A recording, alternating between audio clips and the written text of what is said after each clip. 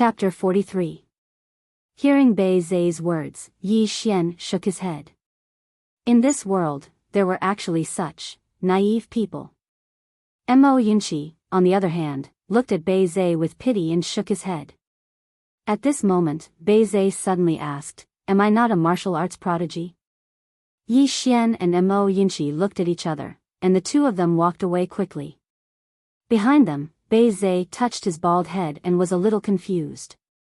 Soon, Yi Xian and the others entered the bustling streets of the imperial capital. Because he had the VIP card of the Drunken Immortal restaurant, Yi Xian went straight to the Drunken Immortal restaurant. If he did not take advantage of the situation, he would be a bastard. Soon, the three of them arrived at the busiest area in the center of the city. There was a tall building here with a total of 9 floors. It was extremely luxurious. This building was the famous Drunken Immortal restaurant in Qingzhou. Yi Xian walked in with the 2 coolies, Yi Ling and Mo Yunqi. Soon, a delicate and pretty woman came to greet them. The delicate and pretty woman bowed slightly to them. "Is there anything you need?" Yi Xian took out his VIP card. When she saw the VIP card, the delicate and pretty woman's face suddenly changed. She bowed deeply again. "Distinguished guest, please follow me." Soon, under the lead of the delicate and pretty woman, the 4 of them arrived at a very luxurious private room. As soon as they sat down, someone immediately served good spiritual tea. Before long, an old man walked in. After the old man entered, he bowed slightly to Yi Xian and the others. Finally, he looked at Yi Xian. "How should I address you, distinguished guest?" Yi Xian said, "Yi Xian." Yi Xian. The old man was slightly struck dumb when he had heard that. He sized Yi Xian up and down. Soon, he was sure. The person in front of him should be Yi Xian, whose name had spread like wildfire in the imperial city. The old man's expression was natural. "What instructions does young Master Yi have?" Yi Xian thought for a moment, then said, "Give me 300 caddies of rice, 50 chickens, 50 ducks, 10 pigs, 10 cows, and 5 barrels of oil." Everyone in the surroundings was stunned. The old man in front of Yi Xian was also dumbfounded. Mo Yunqi, who was not far away, sat in the corner and looked at the ceiling as if he didn't know Yi Xian. Bei Zai's expression was also extremely unnatural. Coming to a place like the Drunken Immortal restaurant to buy these? Who had ever seen anyone come to the Drunken Immortal restaurant to buy rice and oil? After a while, Yi Xian finally finished speaking. However, as if he thought of something, he added, "Discount, remember to give me a discount. 50% off." The old man, seeing the old man's expression, Yi Xian frowned. "What, you're not selling?" The old man smiled bitterly. "Young Master Yi, it's not that we don't want to sell, but we don't have these," Yi Xian said indifferently. "The person who gave me the card said that if I need anything in the future, I can come to the Drunken Immortal restaurant. As long as my request is not too excessive, the Drunken Immortal restaurant can satisfy it." Alas, it seems that he was bragging to me. Hearing this, the old man's expression changed slightly. He hurriedly bowed deeply. "Young Master Yi, please wait a moment. Although we don't have these items in the Drunken Immortal restaurant, there are many of them outside. This old man will immediately prepare them for young Master Yi. Please wait a moment, young Master Yi." Yi Xian nodded. "Then I'll have to trouble you." The old man bowed, then turned around and left. In the room, only Yi Xian's group of 4 were left. At this moment, Mo Yunqi suddenly said, "This is a purple card. Among the many VIP cards in the Drunken Immortal restaurant, it's only inferior to the black card. You're not simple."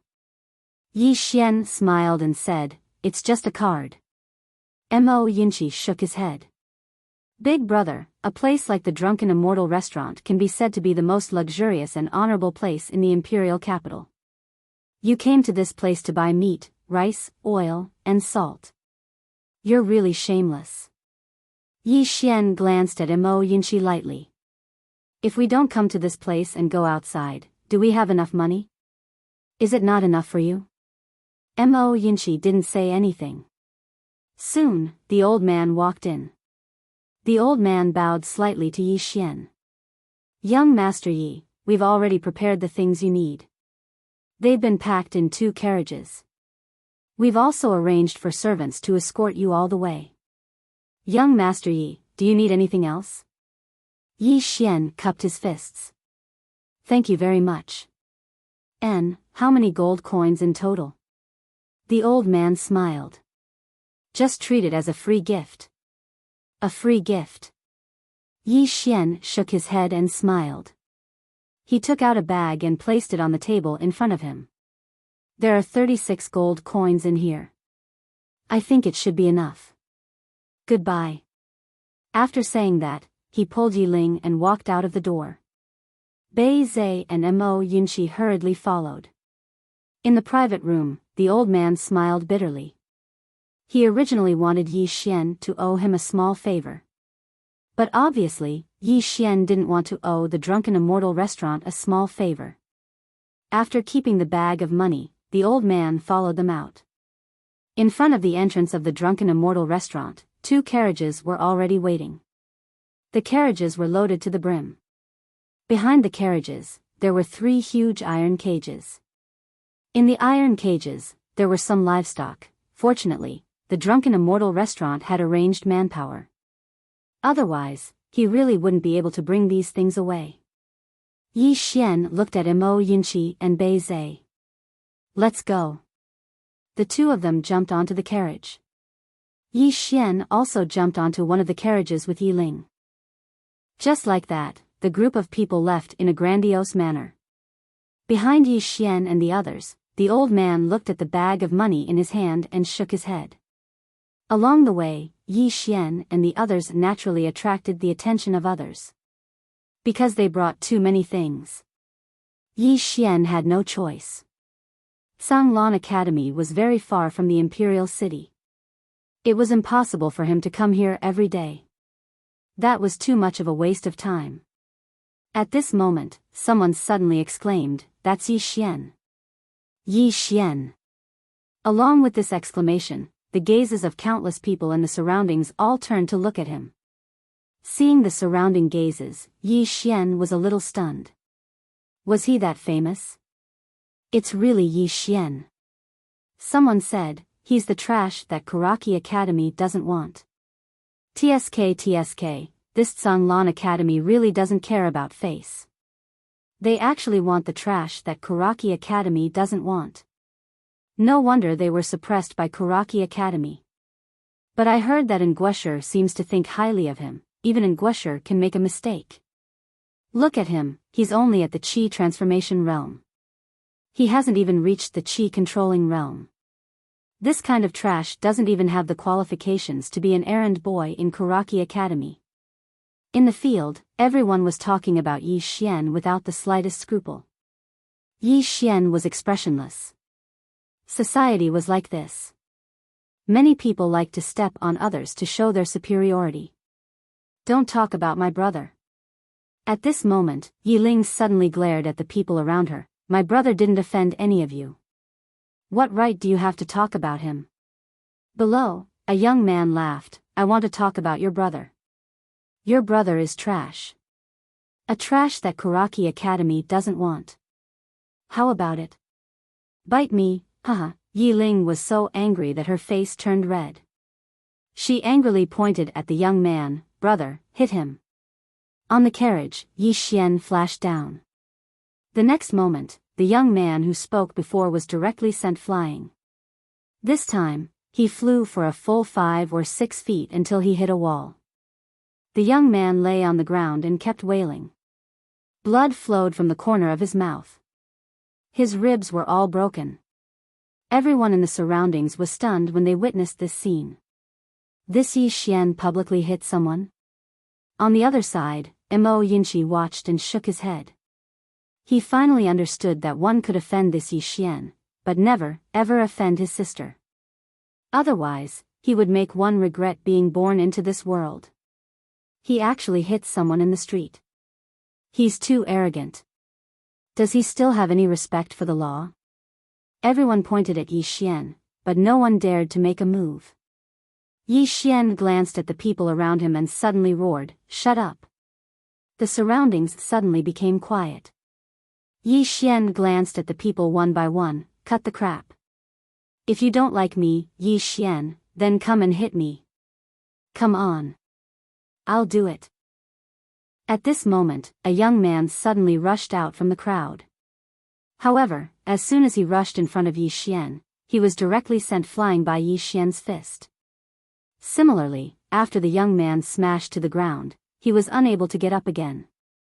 Yi Xian glanced at the surroundings. Anyone else? The surroundings were silent. Many people were always like this, bullying the weak and fearing the strong. TSK. Since when did Sanglan Academy's dogs dare to be so arrogant in the imperial city? At this moment, suddenly a voice came from the side.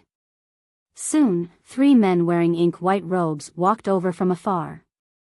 "It's the students of Kuraki Academy," someone in the crowd exclaimed. Soon, the surroundings were boiling. The silent people in the surroundings started to chatter again. Obviously, the appearance of the students of Kuraki Academy gave them great courage. Mo Yunqi's eyes slightly narrowed when he saw the students of Kuraki Academy, and Bei Zai's expression also turned cold. The two of them jumped off the carriage at the same time, and then came to Yi Xian's side. Kuraki Academy and Sanglan Academy, these two academies could be said to be true enemies. The enmity between the two academies was innate. In the past, as long as the students of the two academies met, nothing good would happen. However, as Sanglan Academy declined, towards the end, Sanglan Academy's students would basically avoid Kuraki Academy's students. The 3 Kuraki Academy students walked in front of Yi Xian's group, and the leading Kuraki Academy student sized up Yi Xian and ridiculed, "So you're the trash that my Kuraki Academy doesn't want? Chi Transformation Realm? TSK, Sanglan Academy is really declining. Even trash like you." At this moment, Yi Xian suddenly flew up and kicked the chest of the man who spoke. Bang! Under the gaze of the crowd, the man's entire body was sent flying, and in the air, the man spat out blood. Everyone was stunned.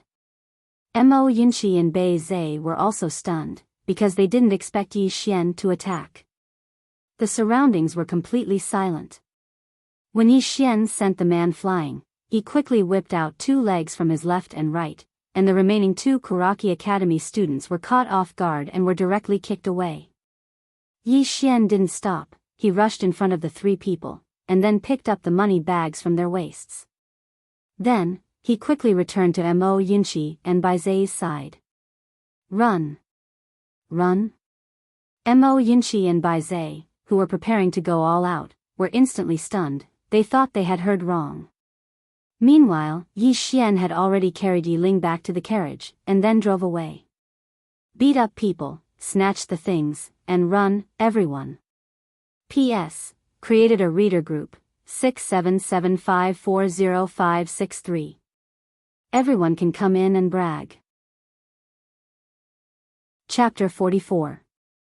Bei Zai and Mo Yunqi weren't the only ones who were stunned. Running away after beating someone up. Bei Zai and Mo Yunqi quickly came back to their senses, and the 2 of them hurriedly followed.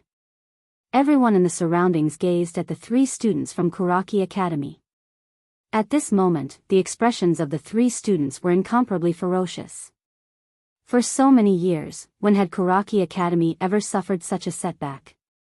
Not only were they beaten up, but they were also robbed by someone from Sanglan Academy. It was a great humiliation. The leading student suddenly roared, "Chase after them." After speaking, he directly rushed over. The other 2 students also followed closely behind.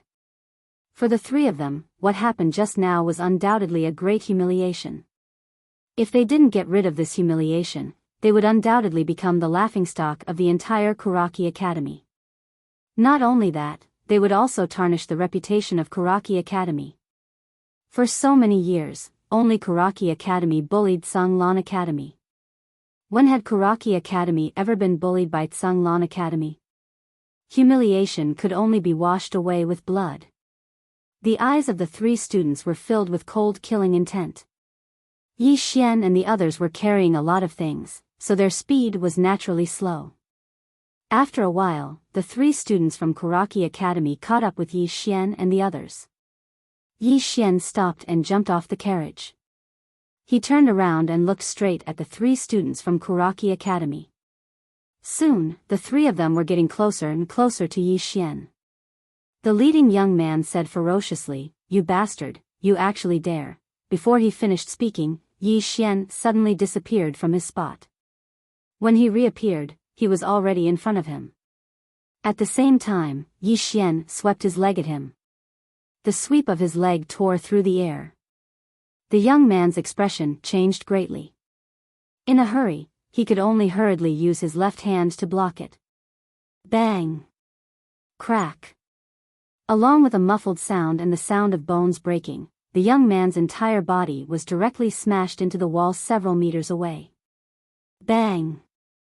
The wall shook violently and immediately collapsed. Fortunately, the young man's reaction was extremely fast. He rolled backwards and was not buried by the wall. However, as soon as he stopped, a foot stepped on his abdomen. Yi Xian stared coldly at the young man beneath his feet. The young man's eyes were filled with malevolence and madness. "Kill me if you have the ability. Otherwise, I'll kill your entire family. You." At this moment, Yi Xian suddenly stepped on the young man's throat. Crack! The young man's voice stopped abruptly as fresh blood flowed ceaselessly from the corner of his mouth. At the moment he breathed his last, his eyes were wide open and filled with disbelief. When they saw Yi Xian kill, the other 2 students of Karaki Academy were finally slightly panicked.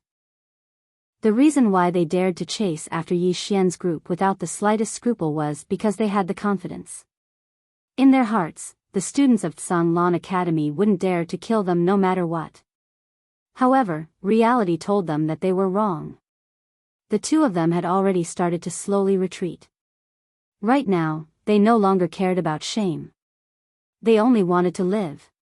On the other side, Mo Yunqi and Bei Zai's expressions were slightly solemn. If it was said to be a small fight earlier, then it wasn't a small fight now. They were in big trouble.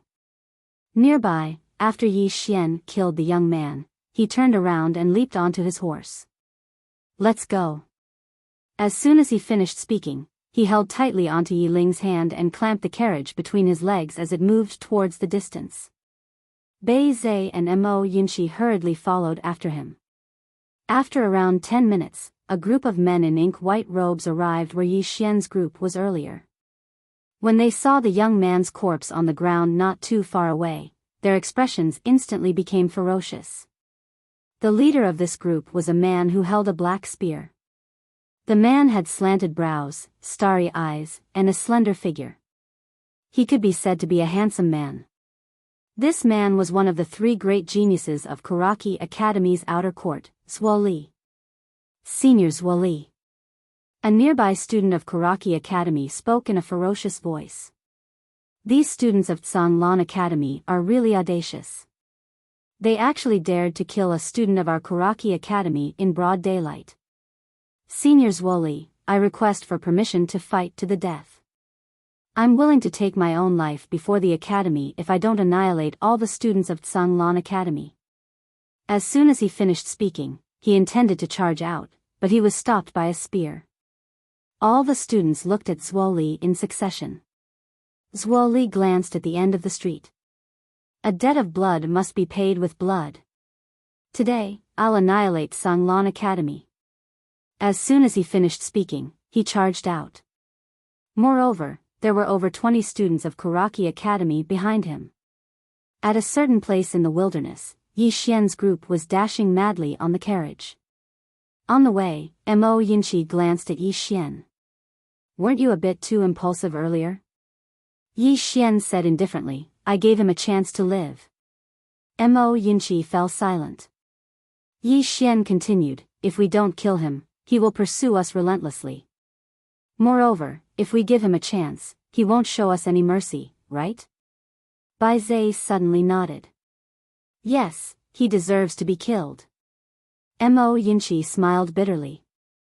He deserves to be killed, but what should we do after killing him? Kuraki Academy will definitely not let this matter rest. Yi Xian glanced at Mo Yinchi. I'll fight the young one, and old man Ji will fight the old one. What if we can't win? Mo Yinchi asked. Yi Xian shrugged his shoulders. If we can't win, then we can't win. What else can we do? Mo Yinchi still wanted to say something, but Bai Zai, who was beside him, suddenly said, Can you stop talking nonsense? Mo Yinchi was speechless. At this moment, the three of them suddenly turned around. Behind them, a group of people was chasing after them. Students of Kuraki Academy. Seeing those people, Yi Xian's expression was indifferent. He retracted his gaze and looked at Mo Yinchi, who was not far away. Do me a favor, bring my sister back to Zhanglan Academy. Yi Ling wanted to say something, but after being glared at by Yi Xian, he obediently remained silent. Mo Yinchi glanced behind him, and then he grabbed Yi Ling. In the next moment, two whirlwinds appeared under his feet, and in the blink of an eye, he and Yi Ling were already several tens of feet away. Yi Xian looked at Bai Zai, who was beside him. You should leave too. Bai Zai shook his head. Yi Xian smiled. This matter was caused by me. Bai Zai shook his head again. They targeted Zhanglan Academy. Without you, they would still target me and Mo Shuro. Yi Xian smiled and did not say anything. He jumped off the carriage and walked towards the group of Kuraki Academy students. Beside him was Bai Zai. Seeing the group of Zhanglan Academy students rushing over, Yi Xian's expression gradually turned sinister. Fight? Fighting was the thing that Yi Xian was least afraid of in this lifetime. His realm and strength weren't obtained through cultivation, but through fighting. Especially when he had just become the young master of the Yi clan, he practically had to fight to the death with the members of the other clans on the streets every single day. To him, fighting had become a common occurrence. Zhuo Li suddenly raised his spear.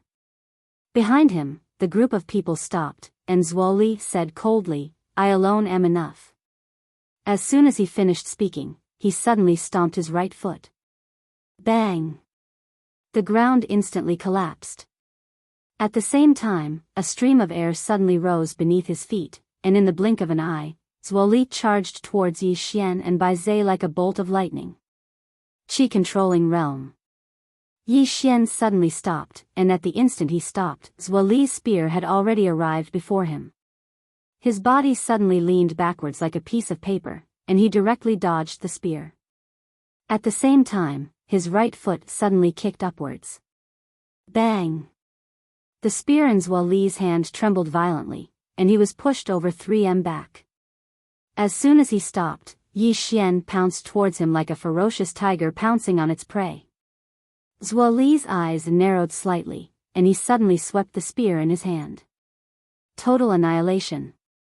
Hiss. This sweep directly tore the air apart, and an explosion suddenly resounded. A wisp of a savage smile arose on the corners of Yi Xian's mouth. He didn't dodge, but instead clenched his right hand tightly into a fist, and then he blasted it forward. Fist crush. Under the enhancement of battle intent, this low-level martial technique had completely surpassed the might of a low-level martial technique. The fist and spear collided. Bang! Along with the sound of an explosion, Zhuo Li's entire body was pushed back over 10 along with his spear. In the process of his retreat, his feet had forcefully carved out 2 deep trenches on the ground. As soon as Zhuo Li stopped, Yi Xian had charged in front of him once more. At the same time, Yi Xian blasted another fist towards him. It was the same fist crush. There was no technique at all. It was just a simple punch that was direct and violent. It was direct and forceful. Zhuo Li's pupils constricted when he sensed the strength within Yi Xian's fist. He didn't dare act carelessly, and the energy within his body surged madly into the spear in his hand before he stabbed it forward. The spear and sword flickered with a cold light as they stabbed forward. At the same time, a sharp and ear-piercing sound of something being torn apart resounded. It was the sound of the spear tearing through the air. Under the gazes of everyone, the fist and spear collided in the most violent manner possible. Bang! As soon as they collided, both Yi Xian and Zuo Li retreated explosively at the same time. But in next to no time, Yi Xian stopped while Zuo Li was still retreating explosively. At the same time, Yi Xian charged towards Zuo Li once more. This time, Zuo Li didn't have the time to deal with it. Yi Xian's fist smashed onto Zuo Li's chest. Pooh! A mouthful of blood essence sprayed out from Zuo Li's mouth, and then his figure arched as he flew backwards. Right when Yi Xian was about to attack again, the group of students from Kuraki Academy behind Zuo Li suddenly charged towards Yi Xian. A ferocious glow instantly appeared in Bei Zai's eyes when he witnessed this scene, and in the next moment, he charged towards that group of people. At the instant he charged over, every single step he took left a deep footprint on the ground. On the other hand, Yi Xian didn't waste his breath at all, and he charged directly towards that group of people. He wasn't afraid of a one-on-one battle, and he wasn't afraid of a group battle either. Wait for me. Right at this moment, a voice resounded from behind Yi Xian and Bei Zai. It was Mo Yunqi. Mo Yunqi was like a gust of wind as he attacked from afar. He was extremely swift, and he arrived by Yi Xian and Bei Zai's side in the blink of an eye. Mo Yunqi gazed at the 20+ people that were charging over from afar, and he laughed savagely as he said, "Can they kill us?" Yi Xian said indifferently, "Do you think they will kill us?" Ha! Mo Yunqi laughed heartily and said, "I actually asked such a stupid question. Kill them. Let them know that from today onwards, our Tsang Lan Academy isn't so easily bullied." As his voice fell, he suddenly clasped his hands together, and the moment he separated them, 2 cold lights flashed out from his palms. Flying dagger. In the distance, the heads of 2 students from Kuraki Academy directly flew out. But in the next moment, Mo Yunqi was directly sent flying by a student from Kuraki Academy, but in the next instant, that student's head was instantly blasted apart by Yi Xian's punch. But very quickly, another student from Kuraki Academy directly collided with Yi Xian's body. Chapter 45. A group fight. The battlefield was a mess. Even though Yi Xian's group of 3 were formidable, Kuraki Academy had the advantage in numbers. So, when the battle started, Yi Xian's group of 3 didn't gain much of an advantage. After all, any student that was able to join Kuraki Academy wasn't trash. However, Kuraki Academy didn't gain much of an advantage, and it should be said that they were in a very miserable state. Because up until now, 6 or 7 students from Kuraki Academy had died miserably. Bang! After Yi Xian blasted a student flying with a single punch, he was just about to follow up with another attack when a spear tore through the sky towards him. It was Zuo Li. Yi Xian stopped moving. He didn't dodge, and he allowed Zuo Li's spear to stab into his chest. Bang! Yi Xian retreated by over 3 m. However, Zuo Li's expression changed violently because Yi Xian had used his body to forcefully block his spear. This was something he hadn't expected, and since he hadn't expected this, then the consequences would naturally be severe. Sure enough, Yi Xian suddenly grabbed Zuo Li's spear, and in the next moment, he pressed forward along the spear and suddenly struck his knee against Zuo Li's stomach. Bang! Zuo Li's entire body was instantly blasted flying by over 10 m. Bang! Zuo Li crashed to the ground while blood sprayed from his mouth, and the internal organs in his stomach had been shattered by Yi Xian's knee strike. Yi Xian walked over to Zuo Li, and then Zuo Li raised his head to look at Yi Xian with an extremely savage expression. "I underestimated you. But after we die today, the Academy won't underestimate you anymore." As he spoke, he suddenly roared furiously towards the surroundings. "Let's go." At this moment, all the students from Kuraki Academy in the surroundings stopped, and they intended to charge at Yi Xian when they saw Zuo Li's appearance. Yi Xian coldly looked at those people, and they immediately stopped. It wasn't that they were afraid of Yi Xian, but they were afraid that Yi Xian would kill Zuo Li. Bai Zai and Mo Yunqi walked to the left and right of Yi Xian.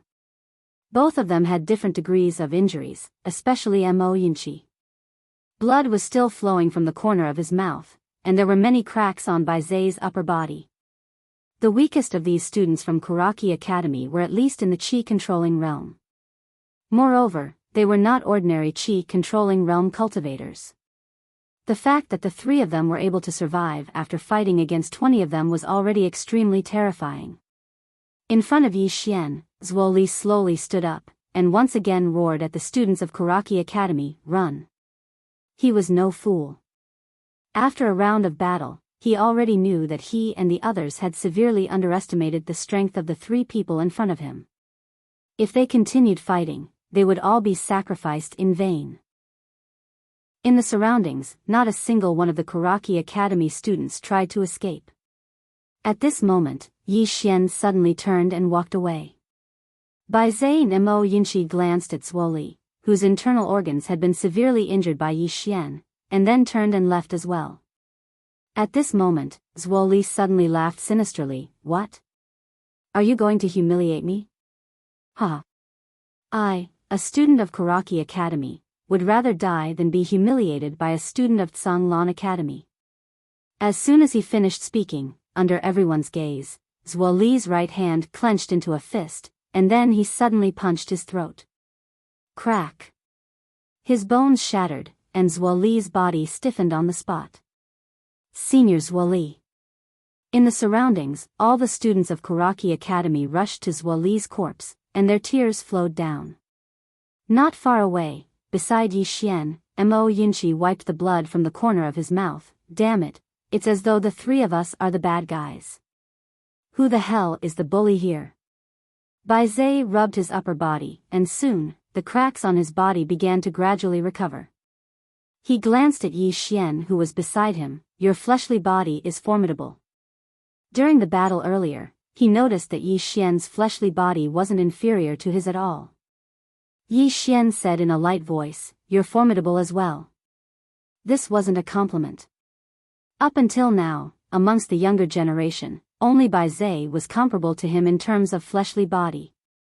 Right at this moment, a middle-aged man suddenly appeared in front of Yi Xian's group of three. The middle-aged man wore a golden silk robe, and on the left side of his chest, there was the symbol of Kuraki Academy. Yi Xian recognized this person. It was Li Xiu, the vice dean of Kuraki Academy. Things have gotten out of hand. But it was normal, someone had already died, so things had definitely gotten out of hand. Li Xiu stared fixedly at Yi Xian. "You want to leave after killing someone?" Yi Xian laughed with ridicule. "Kill someone? What?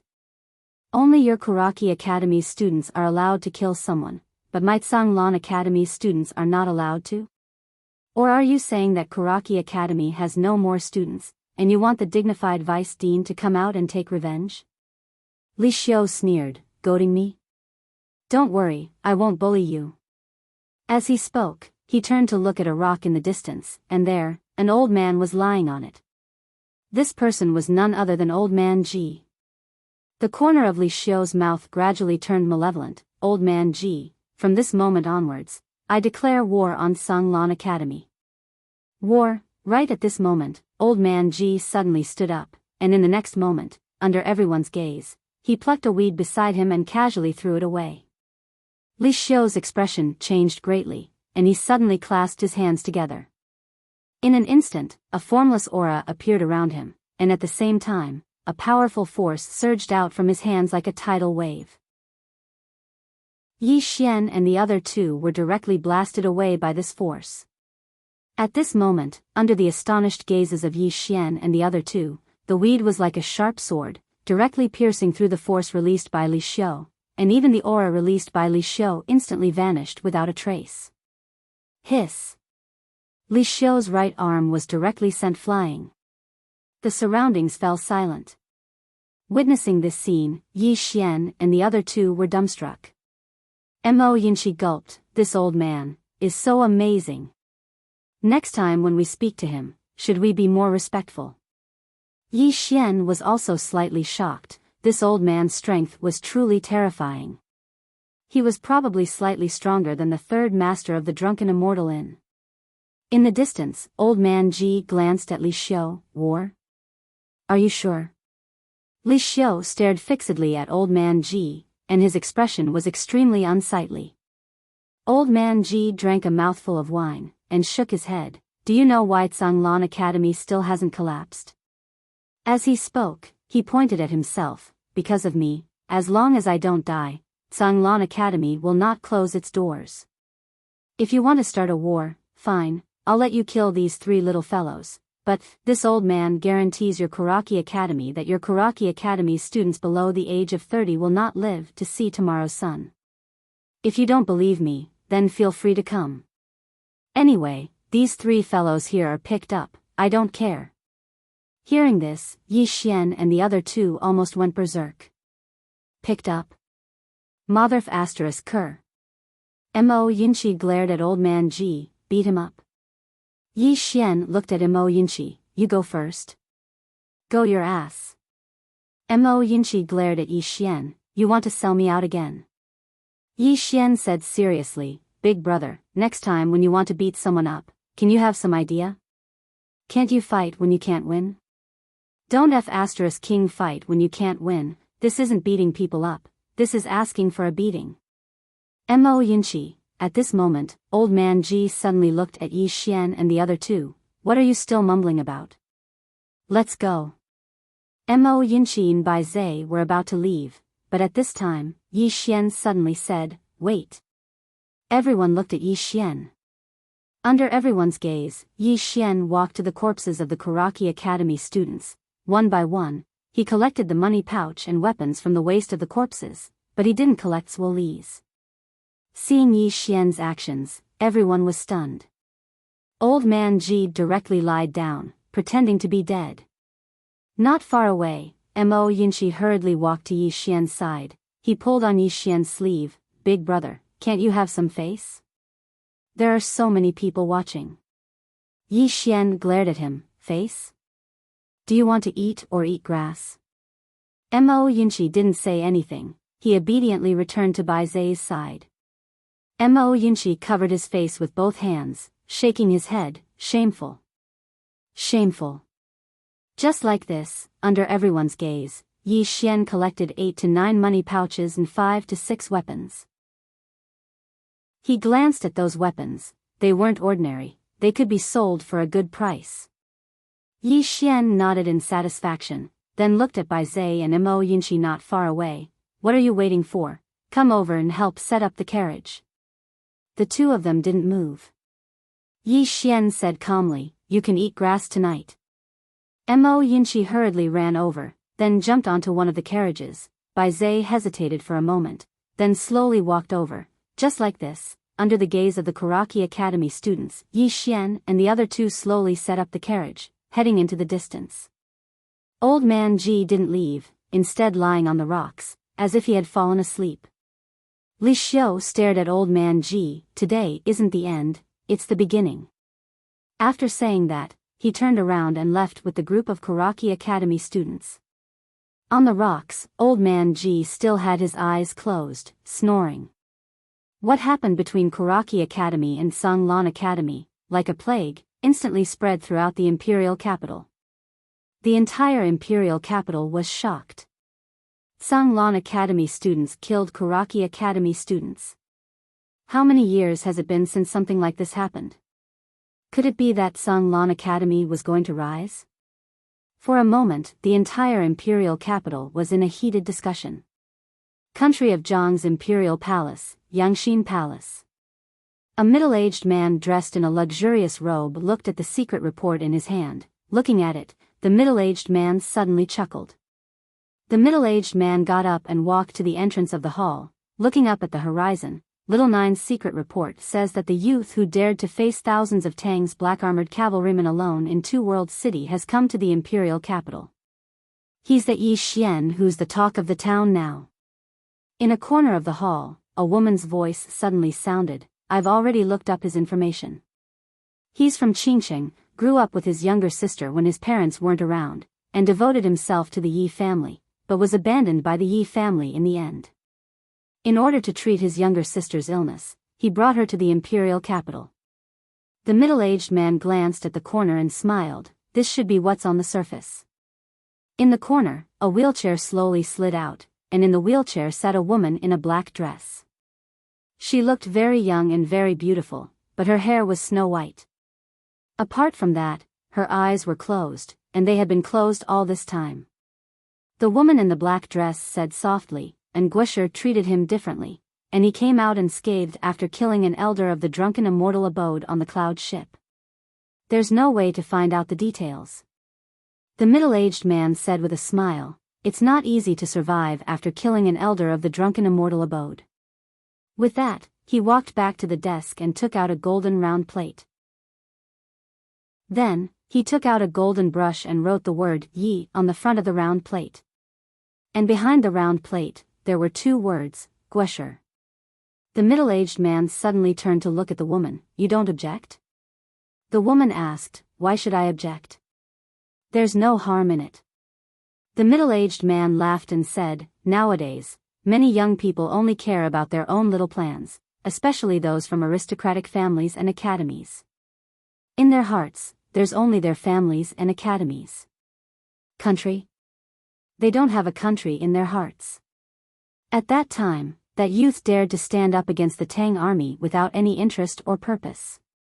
Just based on this, he deserves the title of the Guisher.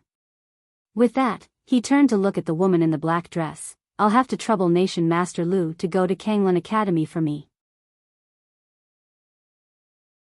Chapter 46. Tsanglan Academy, Tsanglan Hall. Inside the hall, everyone sat around the table. Yi Xian and his sister would occasionally bring a dish to the table. None of the dishes were particularly exquisite, but they smelled especially fragrant and appetizing. At the side, Ji Anji licked his chopsticks. He wanted to eat a few times but was stopped by old man Ji, Bai Zai, and Mo Yinchi. If this woman were to eat now, they wouldn't even have a bone to chew on. After a while, all the dishes were finally served. 12 dishes. There were meat and vegetables. Yi Ling obediently scooped a bowl of rice for everyone, then sat beside Yi Xian. Old man Ji took a sip of wine. I was too impulsive today.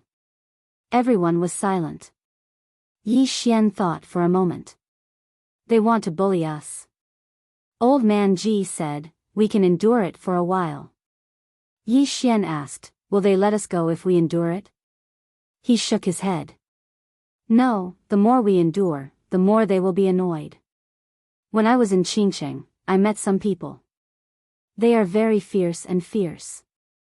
The weaker you are, the more they will bully you. Only by fighting with them and hurting them will they respect you and not dare to bully you easily. Old man Ji was silent. Mo Yinchi was silent. Ji Anji only cared about eating. At this moment, Bai Zai suddenly said, he's right. When I was in Mount Mang, I often fought with demonic beasts. When you meet a demonic beast, you must not run. The more you run, the more ferocious it will be and the more likely it will attack you. You can only fight with it until it is afraid. The next time it sees you, it will not dare to bully you easily and will even retreat. As he said that, he raised the wine glass beside his bowl and pointed it at Yi Xian. Well done. Yi Xian also raised his wine glass. He glanced at Mo Yinchi, who thought for a moment and also raised his wine glass. The 3 of them looked at each other and drank it in one gulp. They did not know each other before, but now they had a common identity. They were students of Tsanglan Academy. Old man Ji did not say anything else and started eating.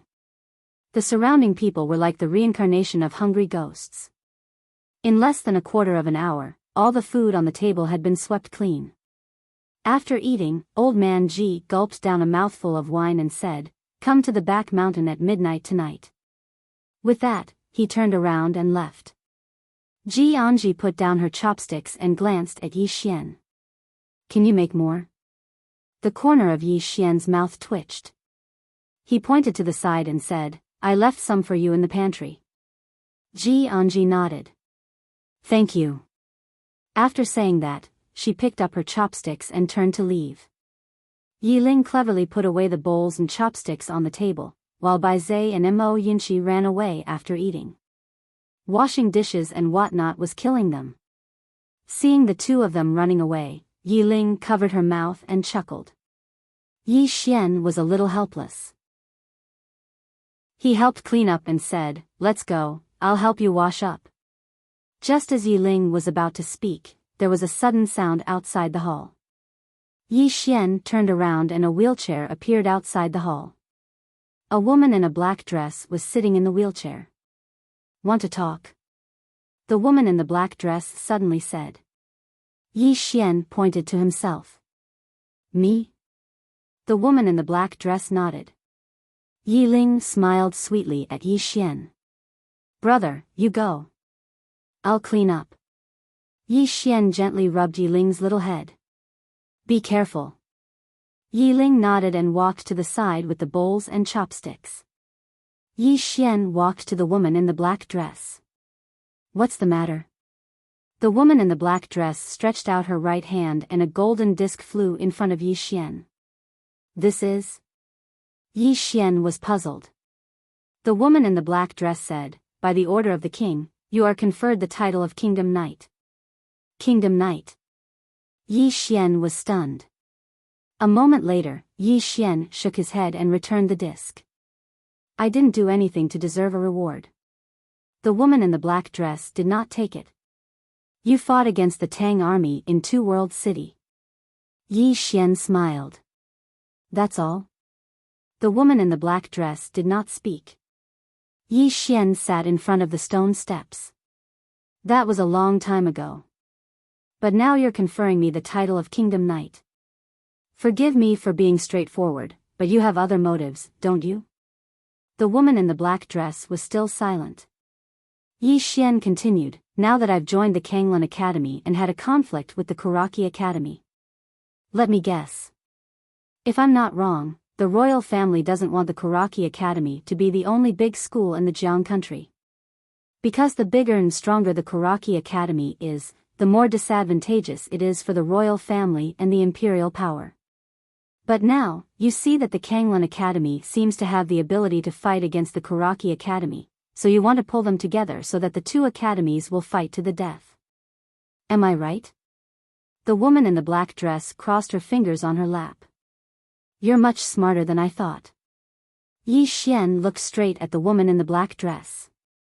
I don't want to be used. The woman in the black dress shook her head. From the moment you joined the Kanglan Academy, you were destined to bear the hatred between the Kanglan Academy and the Kuraki Academy. There's no right or wrong in a feud, only a matter of position. As you said, the Jiang country does hope that someone can balance the Kuraki Academy, but this is not the real reason for conferring you the title of Kingdom Knight. Yi Xian walked in front of the woman in the black dress. Then what's the real reason? The woman in the black dress raised her head. She still did not open her eyes. There's someone who dared to face the Tang Empire's black armored cavalry alone outside the Two World City. Yi Xian was silent. The woman in the black dress suddenly grabbed Yi Xian's right hand, and then placed the golden disc in his palm. Whether it's the Kanglan Academy or the Kuraki Academy, everyone is actually from the Jiang country. Unfortunately, many people forget this point. Only those who have the country in their hearts and the ability to do so can be called a kingdom scholar. You are worthy of this title, and this title will not restrict you. On the contrary, in the future, you will be able to obtain the help of the country wherever you go. After saying that, a mysterious person appeared behind the woman in the black dress. The mysterious person pushed the woman in the black dress and left. After the mysterious person pushed the woman down the mountain, they suddenly stopped. Not far in front of them, there was a drunk old man lying on the ground. The woman in the black dress bowed slightly. Old G. Old G still did not speak. The woman in the black dress continued, although he has the intention to use you, the king has no malice. Old Ji turned his body sideways. The news of him being a kingdom knight must not be spread out. The current him can't afford to bear too much attention. The woman in the black dress bowed slightly. Understood, thank you. After saying that, the mysterious person pushed the woman in the black dress away. Old Ji was sleeping soundly. In the middle of the night, it was midnight. Yi Xian, Bai Zai, and Mo Yunqi arrived at the back of the mountain. There was a waterfall at the back of the mountain. The waterfall was over 10 feet wide, and the water was extremely fast. At this moment, Old Ji and Ji Anji were already waiting there. Mo Yunqi chuckled. Old Ji, are you going to teach us some peerless martial skill? At this moment, Old Ji whistled. In the next moment, a pitch-black wolf suddenly ran out from the distant forest. The wolf was several feet tall, and its fur was like sharp swords. Its eyes emitted a chilling murderous light. Demon wolf. Bai Zai's expression was incomparably vigilant. High Sky Realm. Old Ji pointed at Mo Yunqi. The latter was stunned. Old Ji, what do you mean? At this moment, the demon wolf directly rushed towards Mo Yunqi. Its speed was so fast that even Yi Xian could only see an afterimage. Damn it. Old Ji, are you crazy? Mo Yunqi turned around and ran. His speed was also very fast, comparable to the demon wolf. However, in terms of physical strength, Mo Yunqi definitely could not compare to a demon beast. At this moment, Old Ji suddenly looked at Bai Zai. Bai Zai puffed out his chest, his eyes fearless. The thing he was least afraid of was demon beasts. In Mount Mang, he fought with demon beasts every day.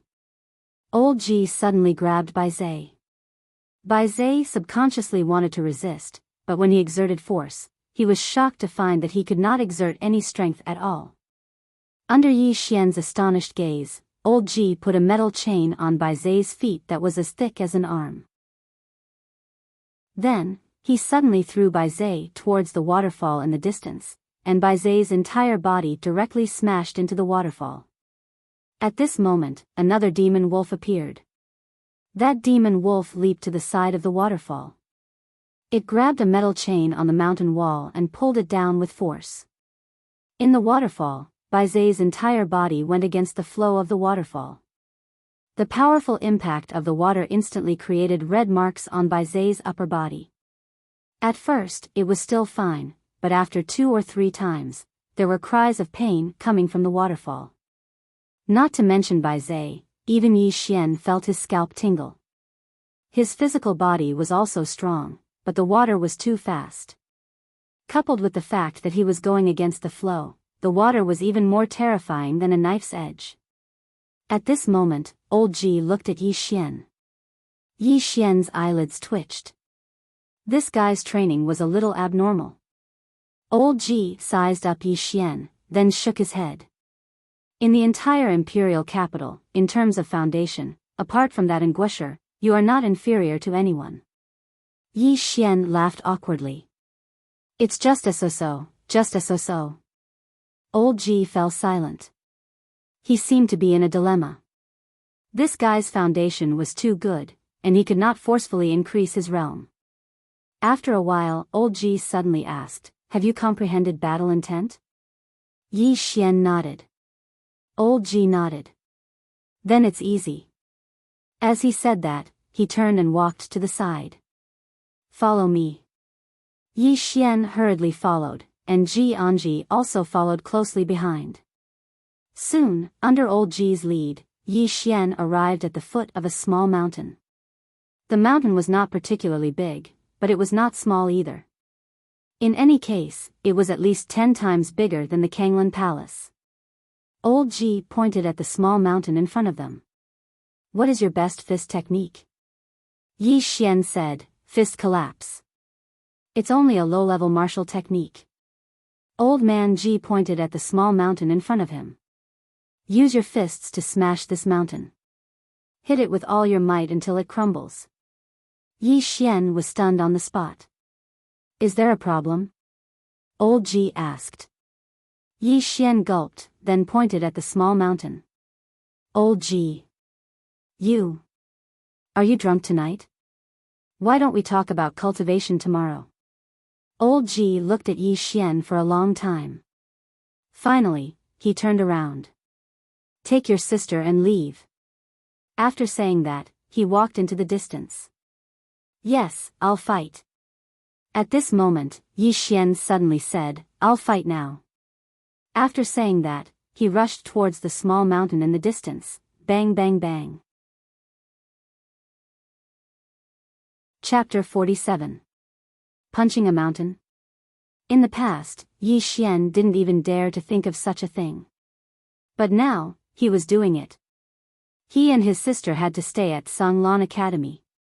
Firstly, this old man Ji could cure his sister. Secondly, if they left now, they would lose old man Ji's protection. Their fates would be miserable. He had to stay here. For his sister, he could even flatten 10 mountains, let alone one. Looking at Yi Xian punching the mountain again and again in the distance, Ji Anji suddenly said, You should ask them to leave. Old man Ji shook his head, If they leave now, they will die. Ji Anji said, We shouldn't have let them come. Old man Ji looked at Ji Anji, Yes, coming here means going against Tsangmu Academy. But isn't coming here also an opportunity for them? Moreover, if they didn't meet me, their lives would be much more miserable than they are now. Ji Anji was silent. Old Ji looked at Yi Xian, who was not far away. No matter why they came to the Tsanglan Academy in the past, they are now students of the Tsanglan Academy, and they regard themselves as students of the Tsanglan Academy. So, I will be responsible for them till the end. With that, he turned and walked away. But after a few steps, he collapsed to the side, drunk. Ji Anji didn't help him up. She was already used to it. She turned and looked into the distance. Yi Xian was still punching the mountain in a frenzy. But compared to the entire mountain, he didn't even destroy a corner. On the contrary, his hands were already a bloody mess. Ji Anji shook his head and left. Just like old man Ji said, since they were students of Tsanglan Academy, if they weren't strong enough, they would inevitably add a corpse to Xiao Dao Tsangmu Academy in the future. Under the night sky, Yi Xian punched again and again, asking in his heart, Senior, is this method effective? The mysterious woman didn't answer. Yi Xian asked twice more, but the mysterious woman still didn't answer. Helpless, he could only continue punching. Was it painful? Of course it was. Although he was already at the golden body realm and his physical body was much stronger than ordinary martial artists, it did not mean that he was invincible. However, he did not doubt old man Ji's method. Although he did not know the meaning of doing this, he knew that he would find out soon. Time passed quickly, and in the blink of an eye, it was already dawn. Yi Xian stopped, and just as he stopped, old man Ji appeared in front of him. Old man Ji threw him a bag of herbs. Crush them and use them on your fists and arms. With that, he turned around and left. Yi Xian opened the bag of herbs and crushed them. Then, he applied them on his arms. The moment the herbs came into contact with his skin, he jumped up in pain. Ouch! When those herbs came into contact with his skin, it was like a piece of red-hot iron was placed on his skin. It was extremely painful. But fortunately, he forcefully endured it. Because he realized that the injuries on his hands were slowly healing. Actually, this little bit of pain was not a big deal to him. After all, when he was cultivating the hidden realm, the golden body realm, the pain he suffered was truly unforgettable. Now that he thought about it, he felt a lingering fear. A moment later, Yi Xian looked at his arms. At this moment, his arms were red like a piece of red iron. He turned around and charged towards the small mountain again. Bang bang bang, numerous explosions resounded incessantly in the surroundings. Just like that, the explosions lasted until noon before they stopped. It was time for lunch. Yi Xian came to the waterfall to wash up. Just as he was about to leave, a figure floated up from below the waterfall. It was Biyao. At this moment, a layer of Bizao's skin had already been peeled off. A layer of skin had truly been peeled off. It was a terrible sight to behold. Biyao crawled over to the rock and tossed a bag of herbs to Yi Xian. "Help, help me." Yi Xian picked up the bag and walked over to Biyao, and then he crushed the herbs within the bag. After that, he applied the herbs on Bizao's body. Biyao sucked in a breath of cold air and almost cried out, but he forcefully held it in. However, his entire body was trembling. As he watched Bizao's injuries heal slowly, Yi Xian said softly, "This medicine is not bad." Biyao took a deep breath and said, "Of course. This is an excellent spirit herb, and a single leaf can be sold for at least 50 gold coins." Yi Xian suddenly stopped, and he looked at the remaining herbs in his hand. "Really?" Biyao nodded. "Of course." Yi Xian hesitated for a moment, and then he said, "Why don't we stop applying it and sell it instead?" "Big brother. Don't joke around, 50-50. Hurry up and apply it, 70/30. Can I beat you to death?" An hour later, Yi Xian and Biyao returned to the Zhonglan Palace. At the entrance of the Zhonglan Palace, there was a man lying on the ground. It was Mo Yunqi. Mo Yunqi was lying there, and both his legs were twitching like pendulums. Last night, he was chased by the demon wolf for an entire night, and his legs were almost broken. Yi Xian glanced at Mo Yunqi, and then turned to leave. An hour later, everyone sat around the table. Today, the atmosphere was slightly different. When Yi Ling served everyone their food, Mo Yunqi immediately began to sweep the table. Biyao hesitated for a moment before he began to sweep the table. Yi Xian also ate well. After cultivating for an entire night, firstly, he was tired, and secondly, he was hungry. Seeing Yi Xian wolfing down the food, Yi Ling's heart ached. She quickly scooped a bowl of soup for Yi Xian, and then she lightly patted Yi Xian's back. "Big brother, eat slowly, don't choke." Not far away, Mo Yunqi glanced at Yi Xian and his sister, and then he sighed softly. Why are other people's sisters so obedient, but our own? Sigh. After saying that, he continued to bury his head in the food. At this moment, Old Man Ji stood up. "From today onwards, you are not allowed to go down the mountain." After saying that, he turned and left. "Why?" Mo Yunqi suddenly asked. Old Man Ji did not stop. "If you want to die, go down." Mo Yunqi looked at Ji Anji, who licked his chopsticks. "Some students from Kuraki College have arrived at the foot of the mountain, and they are waiting for you to go down the mountain every day." Mo Yunqi sneered. "What are you afraid of?" Ji Anji glanced at Mo Yunqi. "You can beat one, but can you beat 10? Moreover, I heard that there are disciples from the inner court. In short, don't underestimate Kuraki College. Last time, they looked down on you, and you caught them off guard. But now, it won't happen again. Those who dare to come will not be trash. Of course, if you feel that cultivating is boring and want to find something more exciting, you can go down the mountain and fight with them." After saying that, she stood up and went to the kitchen. Because every time, Yi Xian would leave a portion of food for her. After the meal, Yi Xian changed into a new set of clothes and went on to Blasting Mountain. Biyao, on the other hand, returned to the waterfall. As for Mo Yunqi, he entered the mountain, and behind him was the demon wolf. At the back of the mountain, Yi Xian punched the mountain in front of him again and again. Every time he punched, he would use his own fighting spirit. At first, everything was normal, but gradually, he found that his fighting spirit seemed to have become stronger. Not only his fighting spirit, but even the power of his punches had become stronger. After discovering this, Yi Xian was delighted. Obviously, this cultivation method was very effective. Therefore, he worked even harder.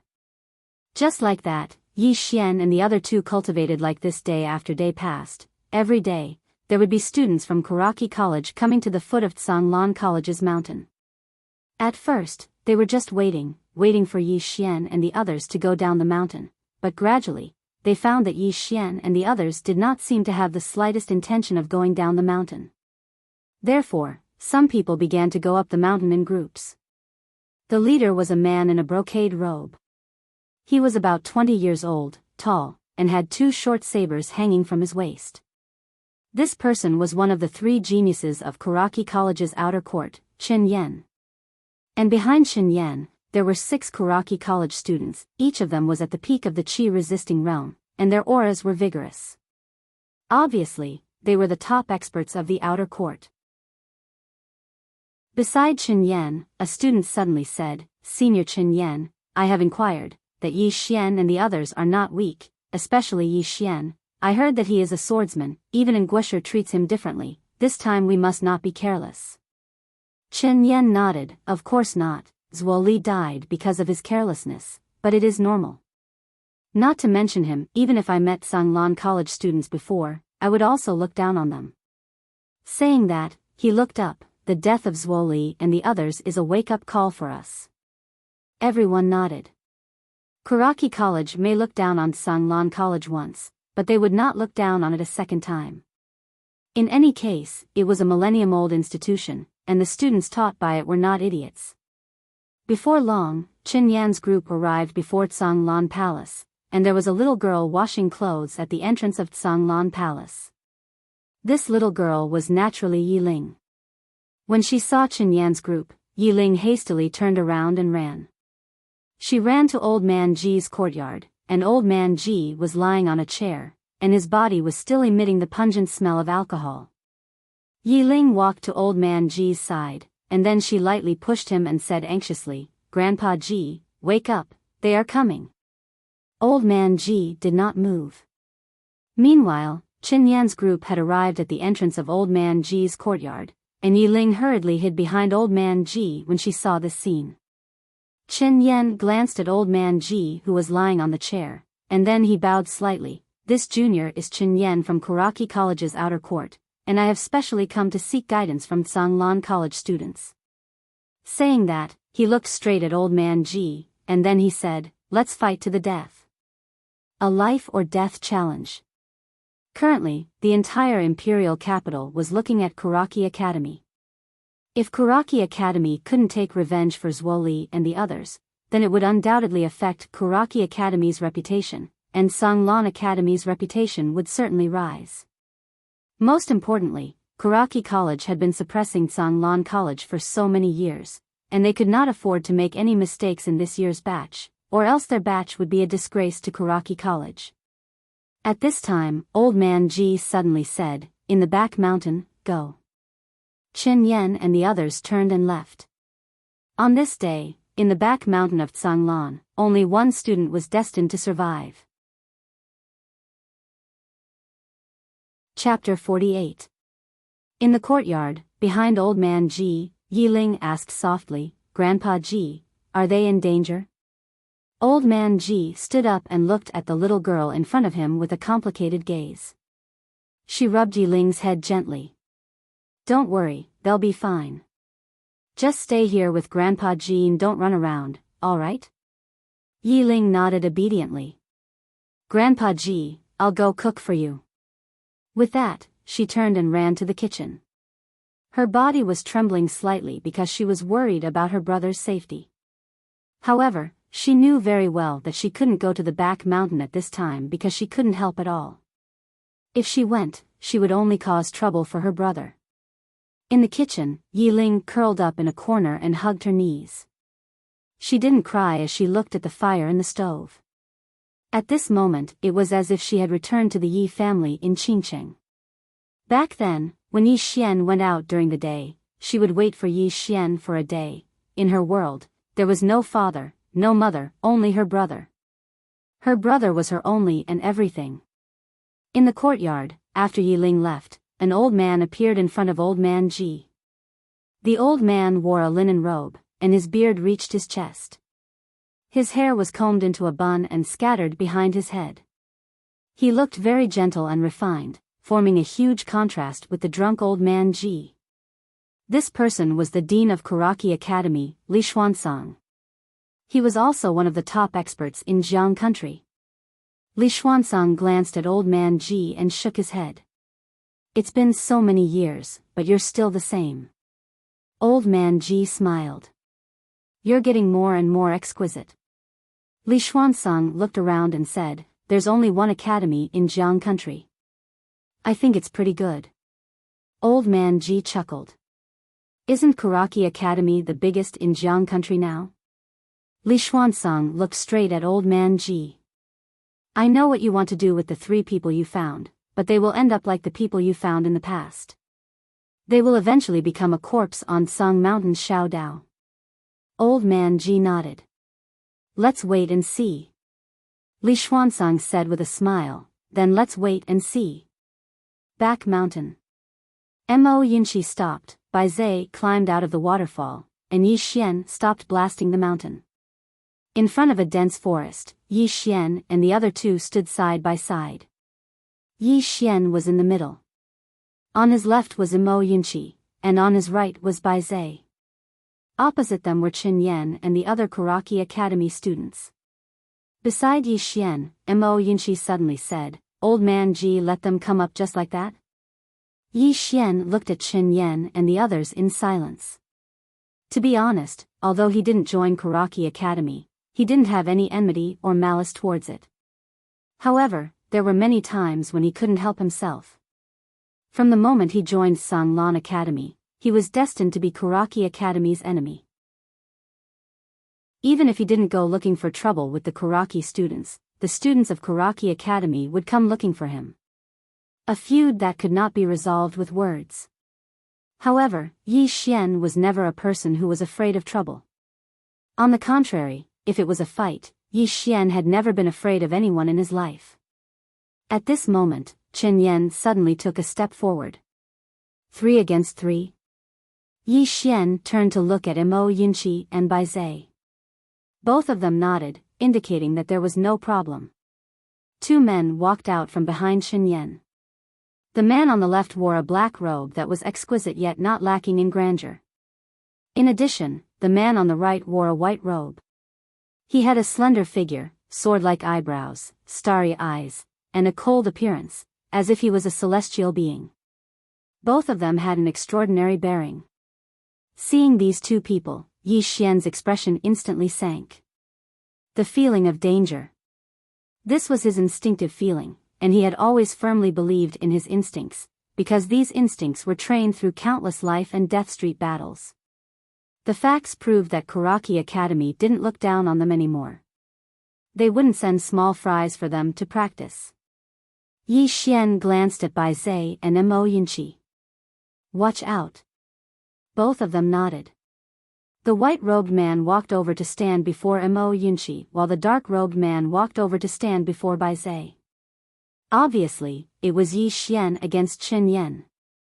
Right at this moment, the dark-robed man suddenly vanished on the spot. Bai Zai's expression changed drastically, and he swiftly crossed his hands before him. Meanwhile, the dark-robed man arrived before him. Bang! Following the sound of an explosion, Bai Zai was directly pushed back a full 7 to 8 feet. Moreover, there was a deep blood-red handprint on his arms. Right at this moment, the dark-robed man tapped the ground lightly with the tip of his foot, and then he leaped up into the air towards Bai Zai. He was extremely swift, like a hawk pouncing towards its prey. Ascension Realm. Yi Xian's expression changed slightly when he witnessed this scene. This man that wasn't even 20 years old was actually at the Ascension Realm. Such a young genius at the Ascension Realm. In the distance, Bai Zai's expression changed violently as well. He suddenly squatted down and used his feet to support himself from the ground. At the same time, he pressed his palms together. In an instant, the muscles on his body bulged up while his veins wriggled like fine snakes. It was an extremely shocking sight. Meanwhile, the dark-robed man slapped his palm down from midair. This palm strike was like an enormous axe, and the formidable might and force contained within it instantly tore through the air.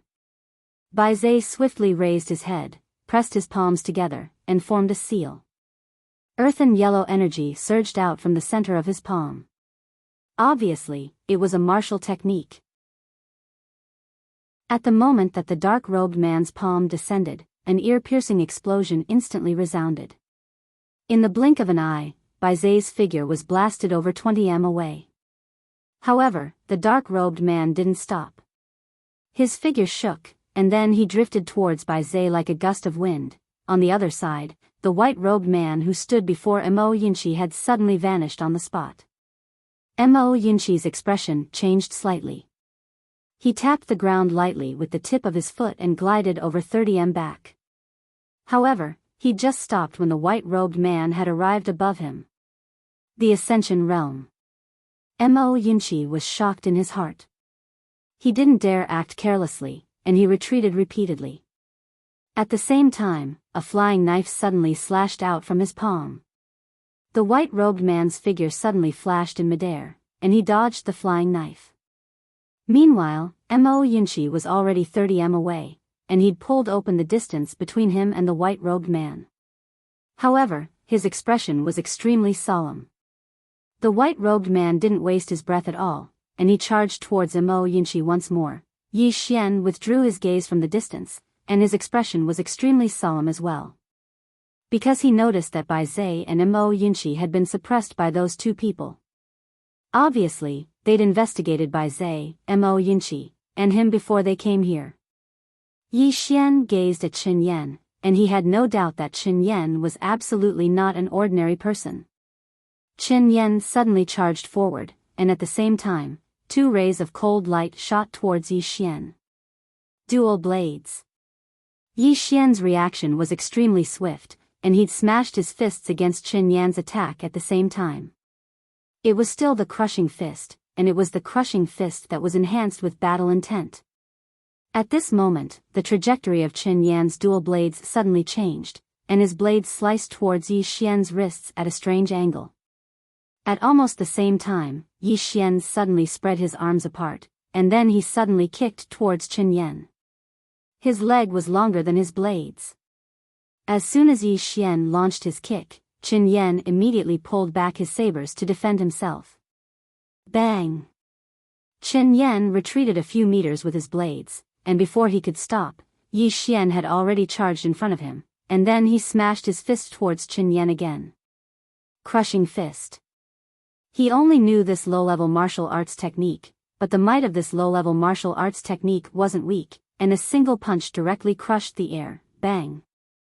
Qin Yan was forced back once again, and Yi Xian pressed forward once more. In an instant, Qin Yan was directly suppressed by Yi Xian, suppressed by his fists. At this moment, Yi Xian was like a small mountain in front of Qin Yan. The strength of his punches was greater than the previous, and his battle intent was also stronger with each punch. Using force to suppress others. Bang! Bang! Bang! Qin Yan retreated repeatedly. The current him couldn't even unsheath his saber, and he could only passively defend. His entire body was already enveloped by Yi Xian's force. To be precise, it was fist force. Originally, Yi Xian's fists didn't have any force, but after this period of frenzied mountain bombardment, his fists gradually gained their own force. In addition to his battle intent, a low-level human rank martial arts technique was forcefully beaten into the feeling of a superior grade spirit rank martial arts technique. In a certain courtyard. Opposite old man Ji, Li Xuanzang retracted his gaze and chuckled. What a great battle intent. He comprehended battle intent at such a young age. Even in the inner court, his foundations are top. What a pity, what a pity. He repeatedly said that it was a pity. This was because this youth was originally going to join their Kuraki college. If Yi Xian joined Kuraki college, it would naturally be another genius for Kuraki college to suck up to. Opposite Li Xuanzang, old man Ji was about to speak when Li Xuanzang suddenly said with a smile, "Actually, there's nothing to be pitted about. Not being able to join Kuraki college is his loss. Moreover, he's just a genius. We can just kill him." As he spoke, he looked at Old Man Ji. What do you think? Old Man Ji glanced at Li Xuanzang. Geniuses who don't join Kuraki College will all end up like this, right? Li Xuanzang smiled. If he's not one of us, then he's an enemy. As he spoke, he turned to look at the back mountain. The three of them are not bad, especially that battle-intent youth, Yi Xian. It's a pity that he chose the wrong side. Old Man Ji sneered. It seems like you guys don't want him.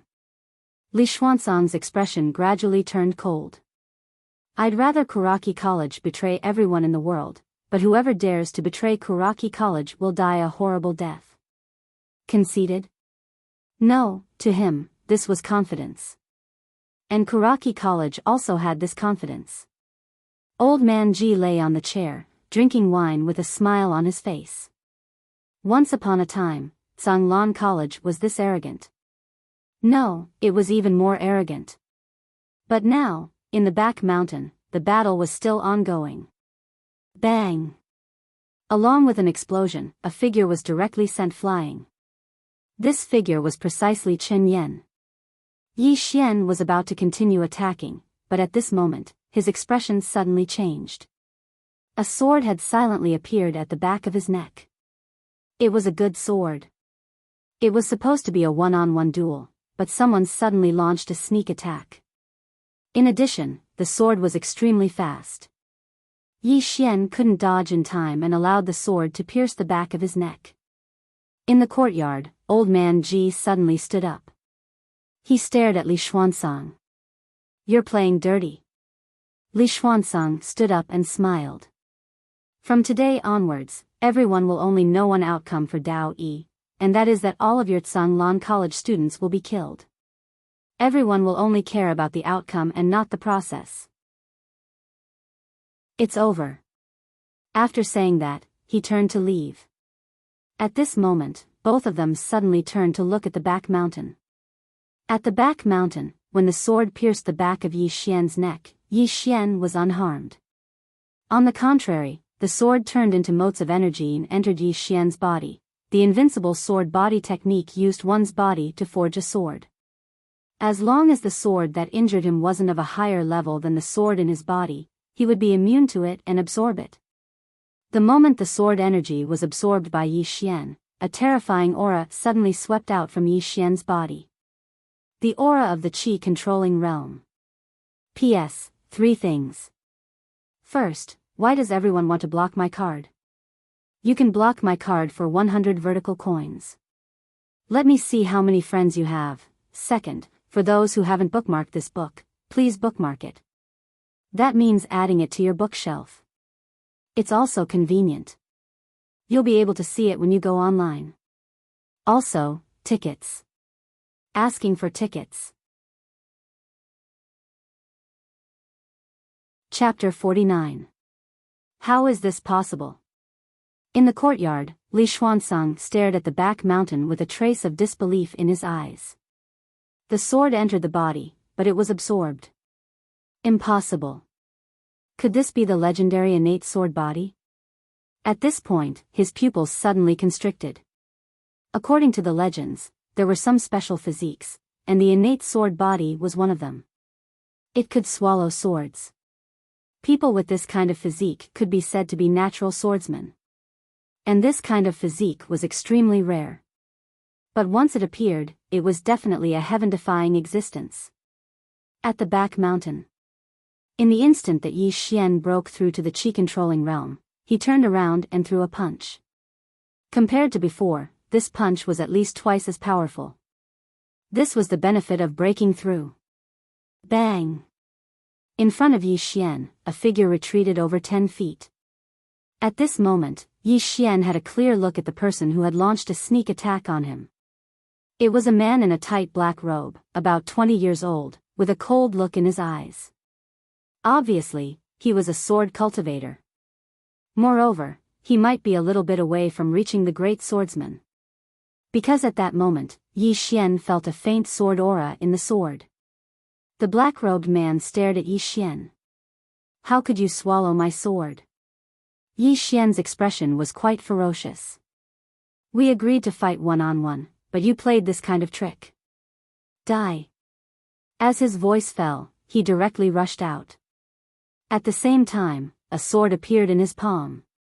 Ling Xiao's sword. When Yi Xian reached the qi-controlling realm, he could already control qi. Therefore, as soon as the Ling Xiao sword appeared, wisps of sword aura constantly emitted from the sword. Sword aura. The symbol of the great swordsman. All the students of Kuraki Academy were shocked and they witnessed this scene. The black-robed man opposite Yi Xian also had a face full of disbelief. Great swordsman, you actually reached the great swordsman. Although he was only a short distance away from becoming the great swordsman, this short distance could trap him for 10 or 20 years, or even longer. The black-robed man didn't have much time to think because Yi Xian had already arrived in front of him, and Yi Xian slashed down with his sword. As soon as the sword descended, numerous rays of sword light shot out like sharp arrows. The black-robed man's expression changed drastically. He stomped his right foot and used the force from the ground to retreat explosively. However, he was still too slow, and a few strands of sword light directly pierced through his chest. Chi chi chi chi. The black-robed man staggered and fell to the ground, blood spurting out from his chest. As soon as Yi Xian stopped, his expression changed slightly, and he swiftly moved to the side. Meanwhile, a white shadow attacked him. It was the white-clothed man who had just fought with Mo Yunqi. At this moment, he obviously wanted to save the black-robed man. Yi Xian was expressionless. Holding the long sword in his hand, he thrust it forward. A strand of sword light flickered at the tip of his sword. The white-clothed man's pupils constricted slightly, and then his hands suddenly trembled violently. A powerful strand of blue energy swept out from within him and formed a blue barrier. However, it wasn't able to stop Yi Xian's attack. Yi Xian's sword sliced through the blue barrier, but it stopped when it was just a few inches away from the center of the white-clothed man's forehead. Because the white-clothed man's hands had clamped down tightly onto Yi Xian's sword. At this moment, a strand of light blue flames emanated from the white-clothed man's hands, and it was exactly these flames that had resisted the sword light emanated by Yi Xian's sword. Right at this moment, Yi Xian suddenly pressed forward and kicked the white-clothed man. The white-clothed man reacted extremely quickly, and he immediately let go of Yi Xian's sword and pressed it down. Bang! Yi Xian and the white-clothed man retreated explosively by over 10 m at the same time. Yi Xian had just stopped when Mo Yunqi and Bai Zai arrived on his left and right. At this moment, Bai Zai's upper body was covered in red palm prints, and it was especially so for his chest. It had sunk in severely, and it looked rather horrifying. Mo Yunqi wasn't much better off. His entire right arm had been completely fractured, and he couldn't move it at all. Moreover, blood was still flowing from the corners of his mouth. Obviously, he was heavily injured. As for the white-clothed man and the black-clothed man, they weren't injured at all. At this moment, the gazes of the white-clothed man and the black-clothed man descended onto Yi Xian, and they were about to attack.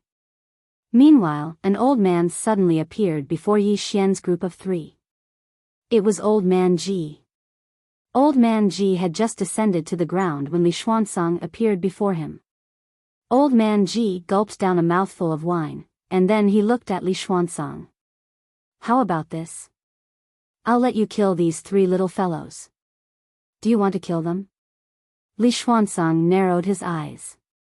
He naturally knew what Old Man Ji meant. If he killed Yi Xian's group of 3, then Old Man Ji would definitely fight to the death.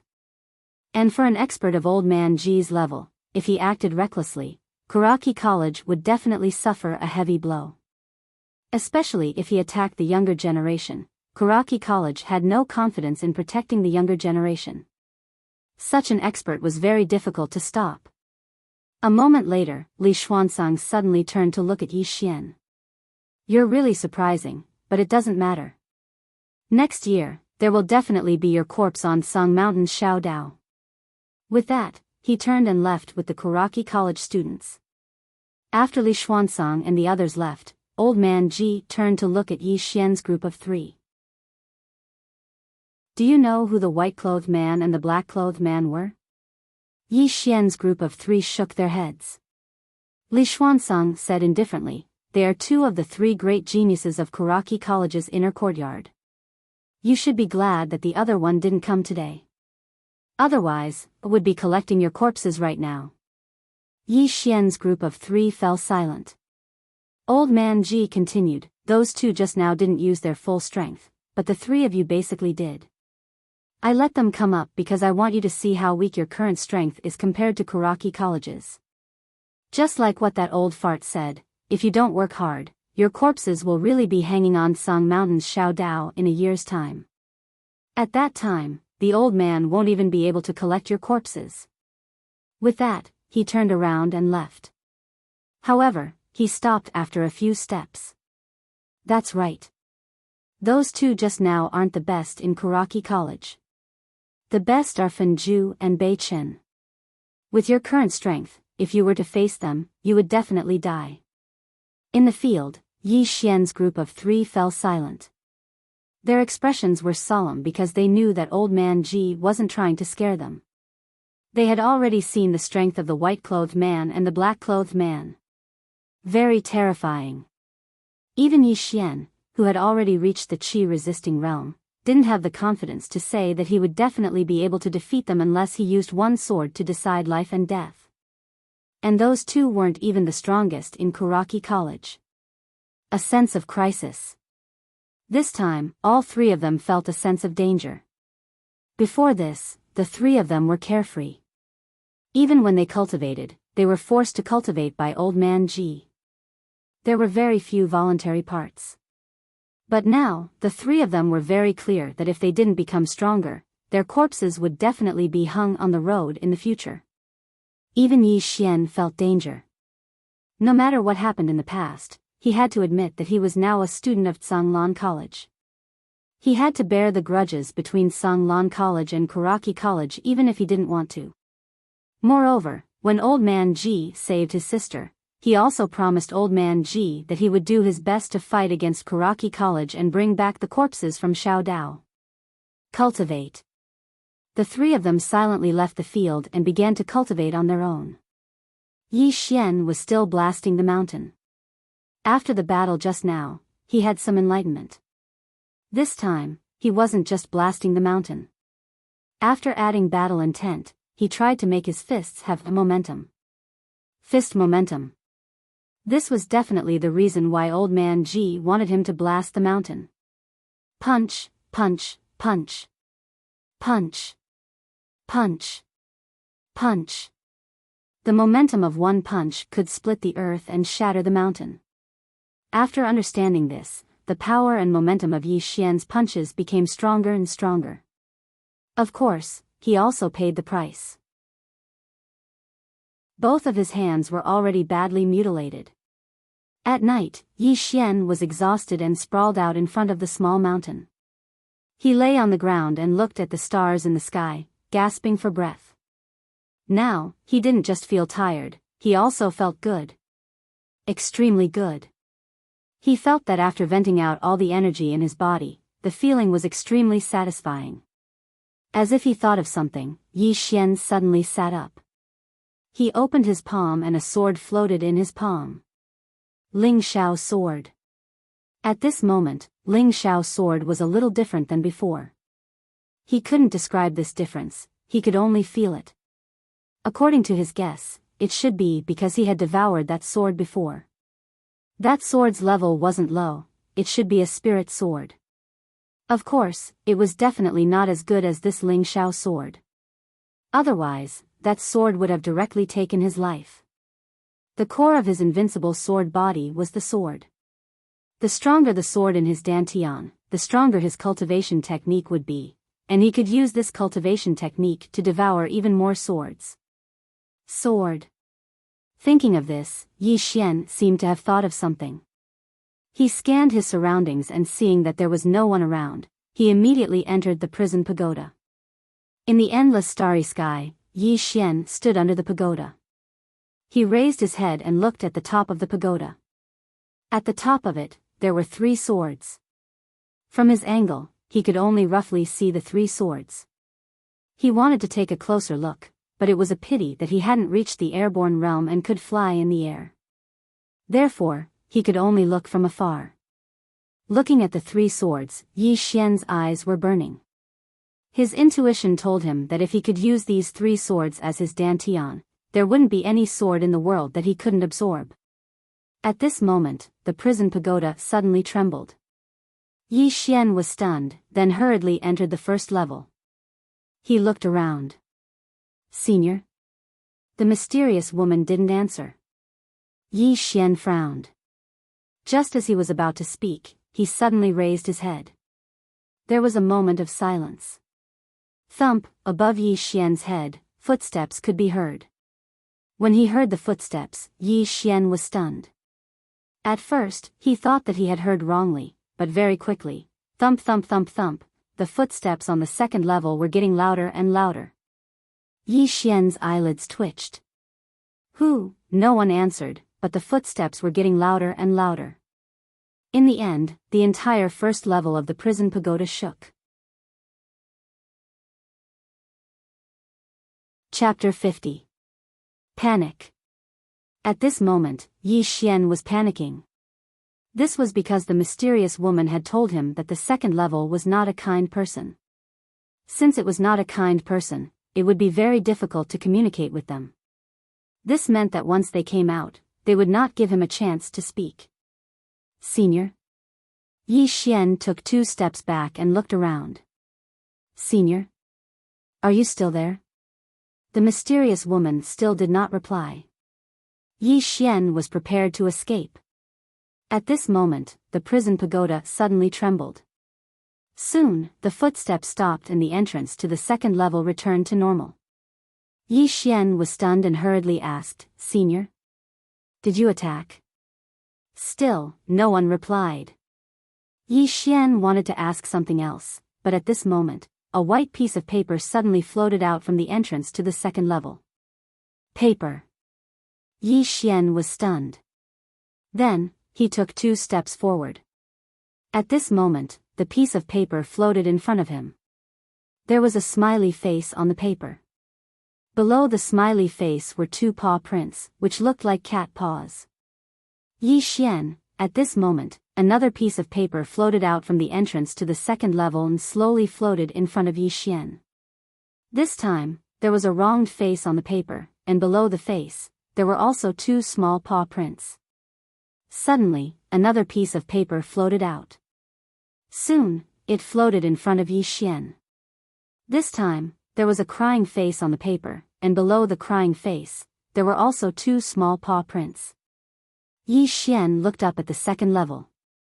"Do you want me to let you out?" Just as he said this, there was a soft sound from the top of the tower. Yi Xian smiled bitterly. I can't let you out for now." After a moment of silence, suddenly, boom. The entire first and second levels of the prison pagoda violently shook, and the powerful impact instantly sent Yi Xian flying. Bang! Yi Xian crashed into the wall of the pagoda and howled in pain. At this moment, he felt as if his limbs were about to fall apart. However, before he could get up, an evil aura suddenly appeared on the first level. This aura was so evil that it caused Yi Xian's expression to change greatly. He hurriedly retreated out of the tower. Just as the aura was about to spill out of the tower, a sword in the sky above the world prison tower suddenly trembled slightly. Boom! The evil aura was instantly shattered, and the prison pagoda returned to normal. After a while, Yi Xian saw that the world prison pagoda had calmed down. Only then did he heave a sigh of relief. Not daring to stay any longer, he hurriedly left the prison pagoda. In reality, Yi Xian took a deep breath. Find the Tao Law. Only at this moment did he truly realize how terrifying this world prison pagoda was. This was only the 2nd floor, 3rd floor, 4th floor. Just what kind of people were imprisoned here? He had to find the Tao laws. After Yi Xian calmed down, he washed up and returned to his courtyard. At the entrance of the courtyard, he saw a petite figure sitting in front of the stone steps. It was Yi Ling. Just like before, no matter how long he went out, when he returned, he would see his little sister Yi Ling waiting for him. Yi Xian walked in front of Yi Ling. At this moment, Yi Ling was already asleep. He gently picked up Yi Ling. At this moment, Yi Ling subconsciously hugged him tightly, burying her head in his chest. "Brother," Yi Xian smiled, then carried Yi Ling back to her room. After covering Yi Ling with a blanket, Yi Xian left the room. Not far away from the room, Old Man Ji had appeared at the entrance. Old Man Ji said, "Come with me." After saying that, he turned and walked outside. Yi Xian followed. On the way, Old Man Ji gulped down a mouthful of wine and said, "The matter with Karaki Academy has temporarily come to an end. However, when you leave the mountain in the future, you should be careful. Right now, there is a lot of resentment in Karaki Academy. They all want revenge, but it has been suppressed by Karaki Academy. Of course, they don't want to stop. They are waiting for Fenju and Bei Chen to return." "They are not at Karaki Academy?" Yi Xian asked. Old Man Ji said indifferently, "If they were at Karaki Academy, the ones who came to challenge you that day wouldn't have been those three geniuses. Karaki Academy doesn't act, but once they do, they will definitely kill." Yi Xian fell silent. Old Man Ji said again, "With me here, Karaki Academy won't dare to send experts to assassinate you, but that is not absolute. So, when you are outside, you must be careful. Don't be careless and get yourself killed." Yi Xian nodded, understood. Old Man Ji suddenly stopped. "There's still half a month before you go to Two World Mountain, right?" Yi Xian looked at Old Man Ji. "Does the dean know?" Old Man Ji nodded. "In the country of Jiang, there are only 2 or 3 people who are qualified. It seems that Enlace really thinks highly of you since she gave it to you." Yi Xian didn't say anything. Old Man Ji hesitated for a moment, then said, "Kid, you're not an ordinary person, but that Enlace is even more so. Karaki Academy is so domineering, but Enlancio said she wouldn't join, and Karaki Academy didn't even dare to fart. From this, you should be able to see how terrifying she is." Yi Xian smiled. "Senior, what are you trying to say?" Old Man Ji said indifferently, "You know very well what I'm trying to say." Yi Xian smiled. "The dean is afraid that I will bring trouble to myself if I get close to her, right?" Old Man Ji nodded. "Enlace doesn't have any ill intentions towards you, but that might not be the case for the people behind her. It's best to stay away from her, or wait until you have absolute strength before approaching her. It's good for you and for her." Yi Xian shook his head. Old Man Ji looked at Yi Xian, and Yi Xian said softly, "We know each other, and we're friends. We don't mix in anything else." Old Man Ji shook his head. "You're too idealistic. You don't mix in with her, but don't tell me others don't mix in as well. Or do you think that the world is a beautiful place, and that everyone is reasonable?" Yi Xian shrugged. "If her family tries to stop me, I'll fight them. I'll beat them until they don't dare to stop me." Old Man Ji gave Yi Xian a thumbs up. "You've got guts, but unfortunately, that's all." Yi Xian was a little speechless. "What else can I do? I'll tell Missin that I'm afraid of her family, and we can't be friends anymore." Old Man Ji looked straight at Yi Xian. "Do you really only want to be friends with her, kid? Don't you have other thoughts?" Yi Xian blinked. "I don't know what you're talking about." With that, he walked into the distance. Old Man Ji sighed, and took a step forward. This step brought him to Yi Xian's side, and he said, "This is your choice, I won't say anything more. Finally, when you go to the Two World Mountain, you need to be careful of 3 things. The first is obviously Karaki Academy. The 2 wretched geniuses and 3 prodigies of Karaki Academy might go. If you come across them, don't try to be brave. You still need to run. The second is to be careful of the people from the Tang Empire. The Tang Empire will definitely send people there as well. The relationship between our Jiang Empire and the Tang Empire is like the relationship between Karaki Academy and Artsang Lan Academy." With that, he paused, and continued, "Third, you have to be careful of some geniuses from other countries. When you're outside, killing and robbing others is a common occurrence. You have to know that many geniuses rose up by stepping on the corpses of other geniuses. I know you've been fighting and killing since you were young, but the law of survival is even crueler in the outside world. Yi Xian nodded. I'll keep that in mind. Old Man Ji took a sip of wine, and continued, the fire spirit in your sister's body is being devoured, and it won't last long. When we go to the Sword Master's abode, it's located in a volcanic region. If there's a chance, find some fire-attributed items, the hotter the better. Yi Xian bowed slightly. My sister is here, so I'll have to trouble you, principal. Don't worry, she's safe here, Old Man Ji said. He then stopped. Before you go to Two World Mountain, you have to cultivate your fist force. Your force is still not enough. Fist force, fist force, fist force. Before you punch, your aura has already been released. That's the true fist force. As for your own battle intent, don't be too hasty. There's still a process between you and a martial Dao Grandmaster, and this process needs to be completed slowly. Martial Dao can't be rushed, it's best if everything comes naturally. Yi Xian bowed deeply to Old Man Ji. I've learned a lot. Old Man Ji nodded. Go back and cultivate. Cultivating fist force will be of great help to you when you go to Two World Mountain. Yi Xian bowed again, then turned around and left. Looking at Yi Xian's departing figure, Old Man Ji said softly, he's not in a rush. He's a good seedling. After saying that, he gulped down a mouthful of wine, then turned around and disappeared into the distance. At the back of the mountain, Yi Xian arrived in front of the small mountain again, and very soon, there was a series of rumbling sounds coming from the back of the mountain. Under the waterfall, Bei Zhe was crazily swimming against the flow of the waterfall. Within the mountain, Mo Yunqi was madly fleeing, and this time, it wasn't just one demon wolf chasing him, but two. Bitter cultivation. After fighting with the students from Kuraki Academy, Yi Xian and the other two began to cultivate crazily. This was because the three of them had seen the strength of the students from Kuraki Academy, and in the future, they would definitely have to face them. No one wanted to lose, nor did they want to die. Cultivation. Madly cultivating. In the following period of time, Yi Xian and the other two began to cultivate crazily. Apart from eating and sleeping, the three of them spent all their time cultivating. This was especially so for Mo Yunqi and Bei Zhe. When the two of them had fought with the students from Kuraki Academy, they had been completely suppressed by the other party, and they had not been able to fight back.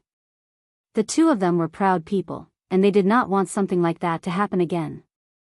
Half a month later, under the bitter cultivation, there were naturally some results. Mo Yunqi could already deal with the attacks of the two demon wolves with ease, and he could even release flying knives to counterattack at any time. As for Bei Zhe, under the waterfall, he no longer needed the chains, and he could swim against the flow of the waterfall. His body had gone through a huge change compared to before, and it was not just his body, but his strength had also changed greatly. As for Yi Xian, in front of the small mountain, Yi Xian's eyes slightly changed, and his whole body was like a statue. After an unknown amount of time, his eyes suddenly opened, and his right hand clenched into a fist. Boom! A formless power swept out from his body. In the distance, bang! A huge rock that was several zhang wide suddenly shattered. Power. Fist power. At this time, Yi Xian suddenly fiercely punched the ground. Boom! With Yi Xian as the center, the ground within a radius of several zhang instantly exploded, and countless gravel shot out in all directions like sharp arrows. Yi Xian stood up, and he looked at his own fist, and his eyes were filled with excitement. I'm really King powerful. At this time, there was a sudden change in the field. Pa! With a loud slap, Yi Xian's whole body directly flew to the mountain wall several zhang away. Bang! The mountain wall trembled slightly, and countless gravel fell along with Yi Xian. After a moment, Yi Xian slowly got up, and at this time, there was a small claw mark on the right side of his face. Chapter 51. Yi Xian was completely dumbfounded. Who hit him? He jumped up, took out his Ling Xiao sword, and scanned his surroundings vigilantly. However, he did not discover anything. He retracted his gaze and looked at the Ling Xiao sword. From the body of the Ling Xiao sword, he saw a small claw mark on the right side of his face. When he saw this small claw mark, his face immediately darkened. He recognized this claw mark. It was exactly the same as the claw mark on the paper that floated out from the second floor. That guy could come out? Thinking of this, Yi Xian immediately broke out in a cold sweat. He hurriedly returned to the prison pagoda. However, the prison pagoda was incomparably quiet. There was no movement at all. The upper floor was also incomparably quiet. Yi Xian glanced at the entrance of the second floor with a rather strange expression. He could be sure that the one who hit him was this guy on the second floor. However, he could do nothing about it. Go to the second floor and fight with him alone? Wasn't that courting death? He couldn't afford to offend him. He couldn't afford to offend him. Yi Xian touched his burning right cheek, then turned around and left the prison pagoda. At noon. Inside the Azure Water Palace, everyone sat around the table. On the table, there were more than 10 dishes. There were meat and vegetables, and the aroma assailed their nostrils. This time, Ji Anji didn't move his chopsticks. He just licked his chopsticks, not caring about his image at all. Everyone was already used to it. At this moment, Old Man Ji suddenly said, "After this meal, it's time for you guys to leave." Leave? Yi Xian looked at Old Man Ji. They are also going to Two Boundary Mountain. Old Man Ji shook his head. I will bring the two of them to a place to train alone. Yi Xian nodded, then looked at Imo Yunqi and Bai Zai. Take care. Bai Zai nodded. You too. Imo Yunqi chuckled. Next time we meet, let's spar. Yi Xian smiled. Just as he was about to speak, Yi Ling suddenly snorted. You definitely can't beat my brother. Mo Yunqi rolled his eyes. Yes, your brother is the strongest. He finally understood. In this Tsang Lan Academy, the last person to offend was this little girl. This was because this little girl had a very high status in everyone's hearts. Other than being able to cook, she also knew how to get wine for Geezer Ji and make food for Ji Anji in the middle of the night. She especially knew how to wash their clothes. Even Bai Zai was very fond of her. If he offended her, it would be equivalent to offending everyone else. Yi Ling grinned and put a piece of lean meat into Yi Xian's bowl. Brother, eat. Yi Xian gently rubbed Yi Ling's little head, his eyes filled with love. Mo Yunqi suddenly shook his head and sighed. Alas, someone else's sister. Everyone looked at each other and smiled. An hour later, Old Man Ji brought Mo Yunqi and Bai Zai down the mountain. At the foot of the mountain, Mo Yunqi waved at Yi Xian. See you next time, let's have a good fight. Yi Xian smiled. All right. Bai Zai bowed slightly to Yi Xian. Take care. After saying that, he turned around and quickly followed Old Man Ji, who was walking at the front with Mo Yunqi. Yi Xian pulled Yi Ling and turned to walk in front of Ji Anji. He looked straight at Ji Anji. Is my sister safe here? Ji Anji looked at Yi Xian and did not speak. Yi Xian also looked at her and did not speak. At this moment, Ji Anji suddenly moved sideways. In the next moment, a blade as thin as a cicada's wing appeared in her hand. In the blink of an eye, she was already 100 feet away. As soon as she stopped, the ground behind her cracked open. It was so deep that one could not see the bottom. Not only that, but there was a mysterious power lingering in the crack. Seeing this scene, Yi Xian's pupils shrank and he was extremely shocked. Because it was an artistic conception. Blade intent. This foodie in front of him was actually so powerful. Now that he thought about it, he felt a lingering fear. Because this foodie in front of him had almost killed him with a blade. At this moment, Yi Ling walked in front of Yi Xian. She took out a bag and handed it to Yi Xian. "Brother, there's a pair of shoes in here. I just hooked them and some dry food. I made them. When you go out, fight less and don't hurt yourself. Also, I'll be good here. Don't worry about me." Yi Xian gently rubbed Yi Ling's little head. "Wait for me to come back." After saying that, he carried the bag and turned to walk into the distance. He was not a pretentious person. Although he could not bear to part with his sister, a real man's ambition was to travel far and wide. When there was something that he had to do, he should do it decisively and not procrastinate.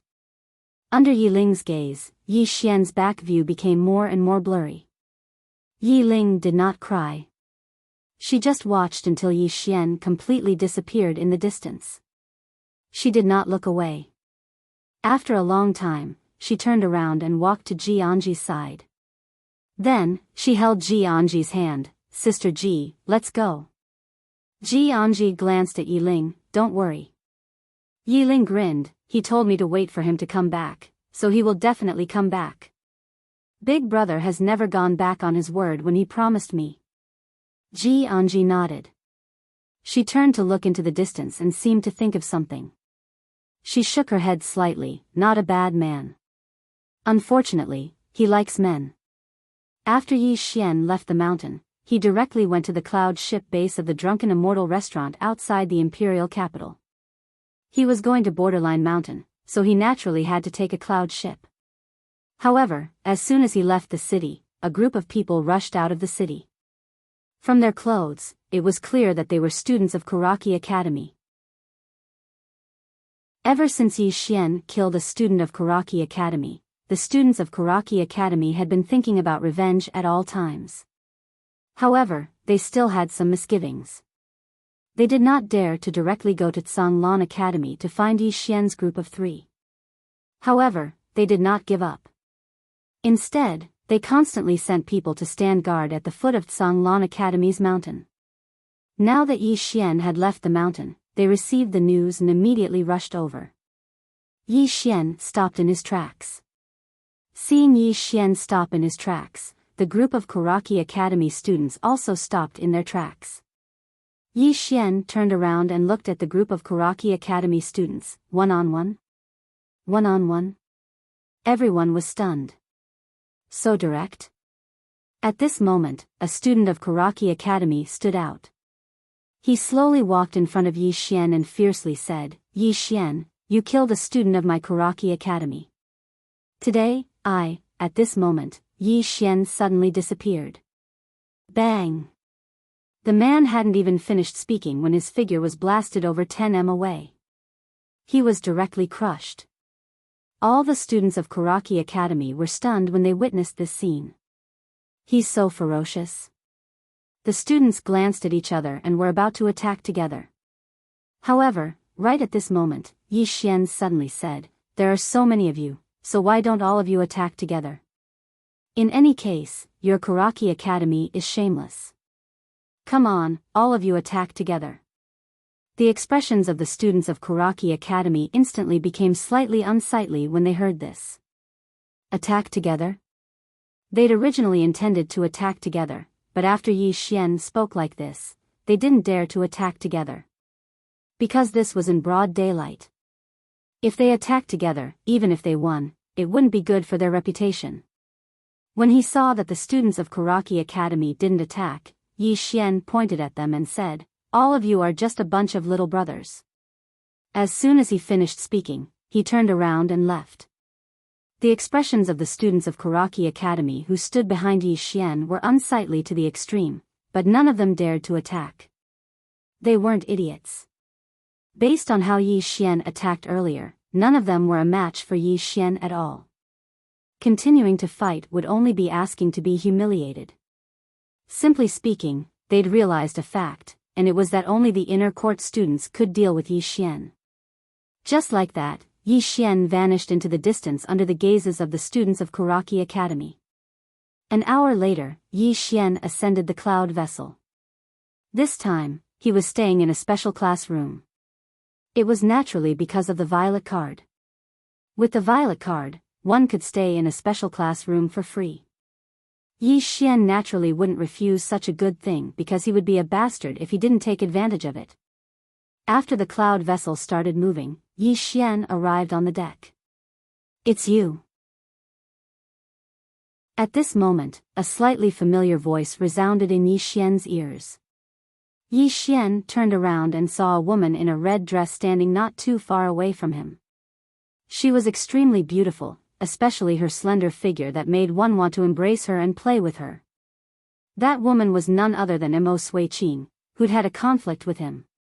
There was a man standing beside Imo Suiqing. The man wore gorgeous embroidered clothes, a golden crown, and a jade belt. His face was like white jade, and he was extremely handsome. The man's gaze descended onto Yi Xian, and he ceaselessly sized him up. Yi Xian glanced at Imo Suiqing before withdrawing his gaze, and then he walked to the bow of the vessel. As he watched the scenery below grow smaller and smaller, his yearning for the legendary sword Immortal grew stronger. Riding a sword through the world. That was the dream of every swordsman. Seeing that Yi Xian was ignoring her, Imo Suiqing's expression immediately turned cold. Ever since she was born, no matter where she went, she'd always been the focus of attention. When had she ever been ignored like this? She walked to Yi Xian's side, and Yi Xian turned around to look at her with a slight frown. The woman before him was indeed very beautiful. Any man would probably like to look at her, but he really didn't like her. It should be said that he hated her. He really hated this kind of disrespectful and opinionated woman. And Lanxiu was still the best. Thinking of that woman in a snow-white dress, Yi Xian's frown relaxed, and a trace of a smile appeared on his face. Yi Xian. At this moment, Imo Suiqing suddenly smiled and said, "Why? Do you dislike me that much?" Yi Xian shook his head. "Miss Mo, people of different principles cannot make plans together." Mo Suiqing's eyes narrowed slightly. "I heard that you joined Sanglan Academy." Yi Xian nodded. "Congratulations." Mo Suiqing smiled. Her smile was very bright, but her words were slightly harsh. Yi Xian nodded and didn't say anything else. He didn't want to say anything, so he turned around and walked to the other side. Mo Suiqing had no intention of letting it go, so she immediately followed him. The competition between Sanglan Academy and Sanglan Academy will be held in a year. Yi Xian didn't answer her. Mo Suiqing continued, "I will definitely be there to watch it." Yi Xian glanced at Mo Suiqing, and then he walked to the other side. Mo Suiqing's expression instantly darkened when she saw this, and she seemed to have thought of something. She glanced at the man beside her and smiled. "Brother Mu, look, she doesn't like me at all." The man glanced at Yi Xian, then at Mo Suiqing, and he didn't say anything. He wasn't stupid, and he naturally understood that the woman beside him wanted to use him as a tool. At this moment, Yi Xian suddenly turned around to look at Mo Suiqing. "Can't you tell that I really dislike you? Can you not King come near me? If you come near me again, I'm really afraid that I won't be able to stop myself from punching you to death." Mo Suiqing. P.S. Thank you to the readers for putting up signs, tipping, and voting. Thank you for your support. I also want to thank my old friends who went to other book review sections to help me promote it. I still want to ask for a wave of tickets, and also ask for everyone's help to promote it and collect it. New book is not easy. Chapter 52. Mo Suiqing glared at Yi Xian. She clenched her fists and her entire body was trembling. The man beside her looked at Yi Xian in shock. Yi Xian turned to leave after he finished speaking. At that moment, Mo Suiqing suddenly shouted, "How dare you humiliate me!" Yi Xian stopped in his tracks. He turned around and walked in front of Mo Suiqing. "Humiliate you? I've already let you off twice. You're the one who's chasing after me, all right?" As he spoke, he pinched Mo Suiqing's cheeks. "Miss Mo, ask yourself honestly. Apart from your face and your identity, what else do you have? Or rather, without this face, without the identity of the Mo family, do you think there will still be men around you? They surround you. Do you think they really like you? No, they only like your face and identity. Without your face and identity, you're worthless in their eyes. With that, he let go of her and said, "You think you're toying with those men, but forgive me for being blunt. Is there any meaning in toying with those men? Is there any meaning? Any man with a little bit of intelligence wouldn't be toyed with by you. Miss An is right. Your Mo family is a big family after all. Don't you think you're embarrassing your family by doing these kinds of things all day long? Think about it. Also, don't try to scheme against me. I don't want to be hunted down by your Mo family after I kill you with a single punch." With that, he turned around and left. Mo Suiqing clenched her fists tightly. Her expression was cold and no one knew what she was thinking. Yi Xian returned to his private room. He didn't particularly hate Mo Suiqing, but he didn't have a good impression of her either. She was too self-righteous. Without thinking about Mo Suiqing, he returned to the prison pagoda. "Senior?" Yi Xian said in a low voice after glancing around. The surroundings were extremely quiet. The mysterious woman still didn't reply. Yi Xian's expression sank. He was a little flustered without the mysterious woman around. Right at this moment, a piece of paper suddenly floated out from the entrance to the second level. Yi Xian's eyelids twitched when he saw this piece of paper. "It's here again." Soon, that piece of paper floated in front of him. On it was a calm face.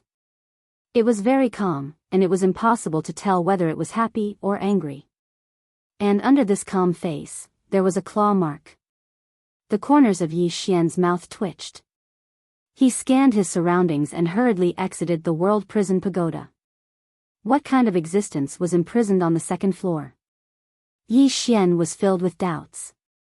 However, no matter what was locked up, there was one thing he was sure of, and that was that it was definitely not something he could fight against right now. Hurry up and find that whatever Dao law. Yi Xian made up his mind. In the following time, Yi Xian began to cultivate crazily. Now that he was in the qi-controlling realm, he had yet to fully comprehend this realm, especially the application of sword qi and sword ray. Unfortunately, the mysterious woman had not spoken recently, so he could only rely on himself to slowly explore the application of sword qi and sword ray. Something worthy of mentioning was that it wasn't so difficult for him to determine life and death with a swing of the sword now. Moreover, the might of determine life and death with a swing of the sword had increased greatly. His current determine life and death with a swing of the sword was entirely capable of killing a levitation realm expert. Moreover, determine life and death with a swing of the sword could be said to be his greatest killer move and trump card. In the following time, Yi Xian started to practice his sword and fist techniques like a madman. No matter if it was his sword or fist techniques, he didn't want to use any of them. Time passed very quickly. 2 days later, the cloud ship started to descend slowly. He'd arrived at Two World City. Yi Xian left the room and came to the deck of the cloud ship. He stood at the bow of the ship and looked down. Two World City was growing larger and larger.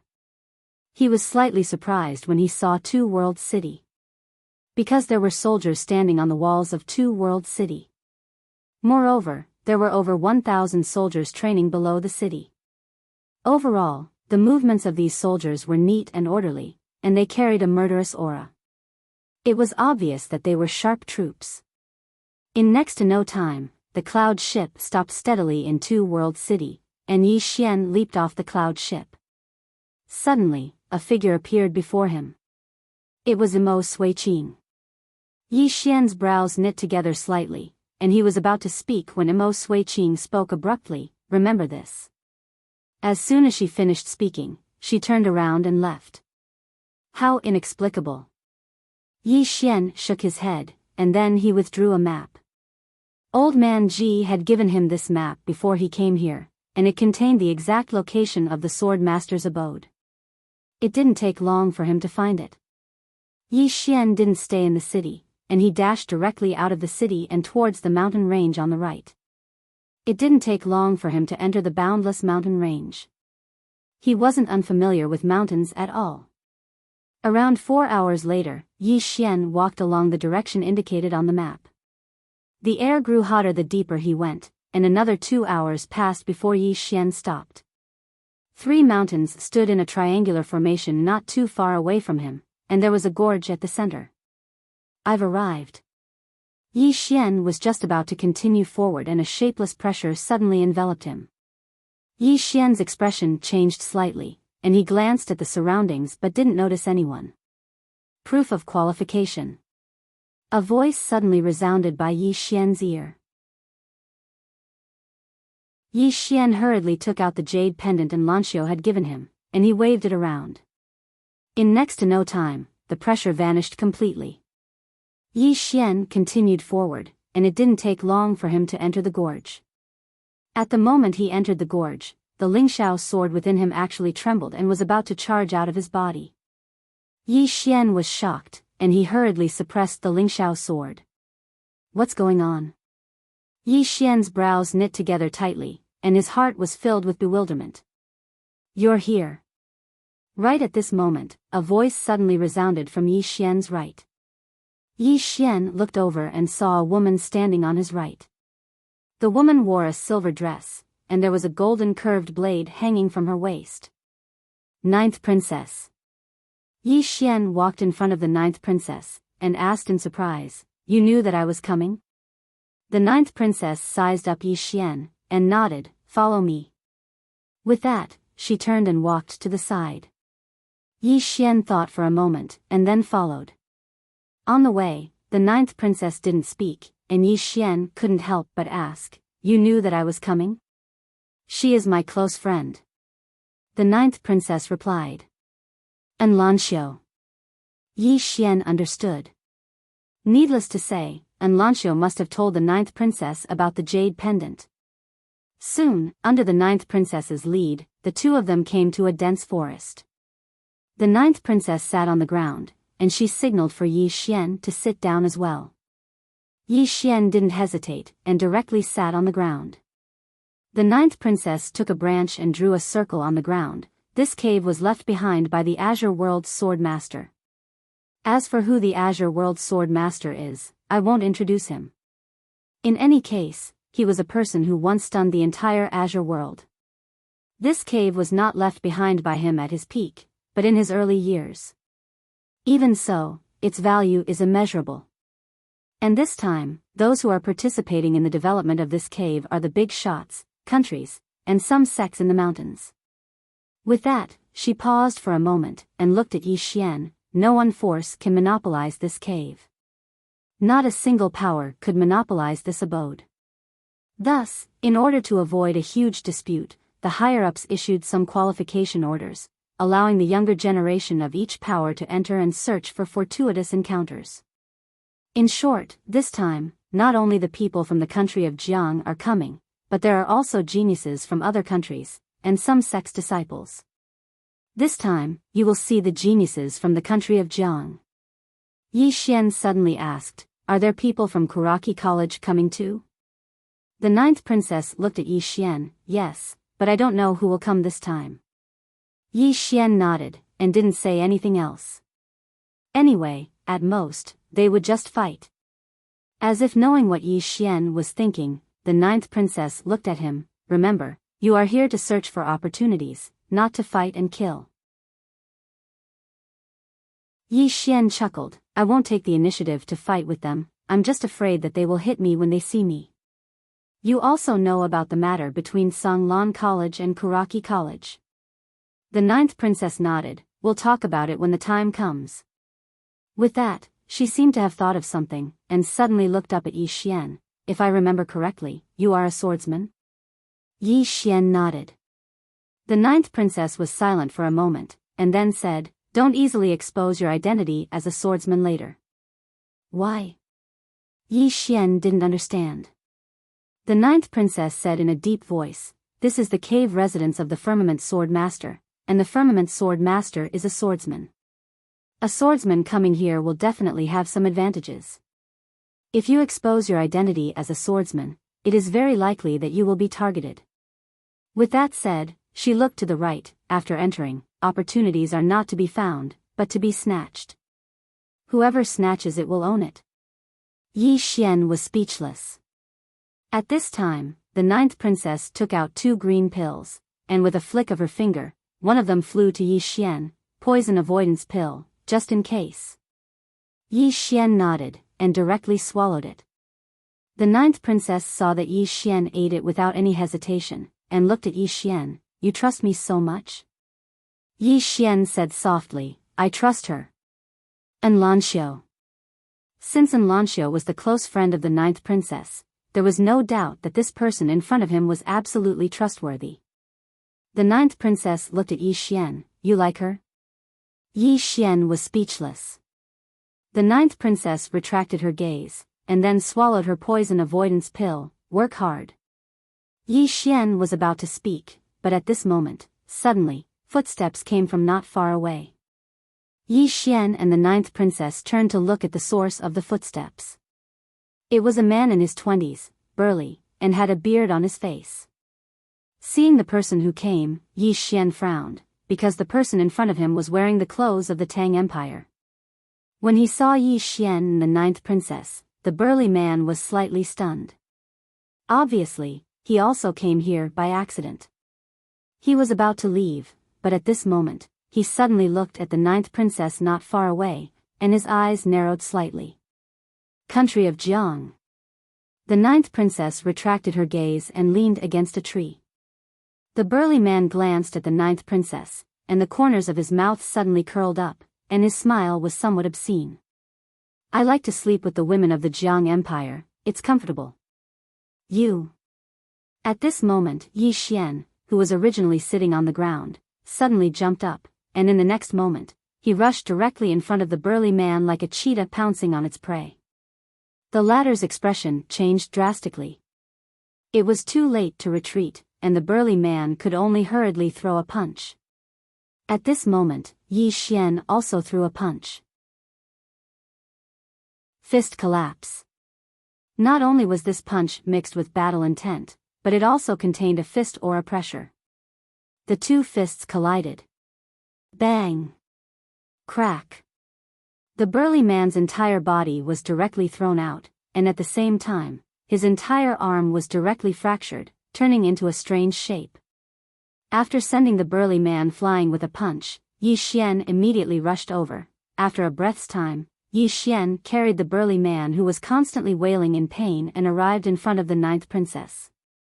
He kicked the burly man. Apologize. The ninth princess glanced at Yi Xian. Apologize for what? In the next moment, she suddenly pulled out the golden saber at her waist, and slashed at the burly man's throat. Chi! The burly man's head was directly separated from his neck. The ninth princess put away the golden saber, and she held the bloody head, then glanced at Yi Xian. You're not ruthless enough, learn. He should have companions. Let's go, I'll bring you to kill someone. Yi Xian was speechless.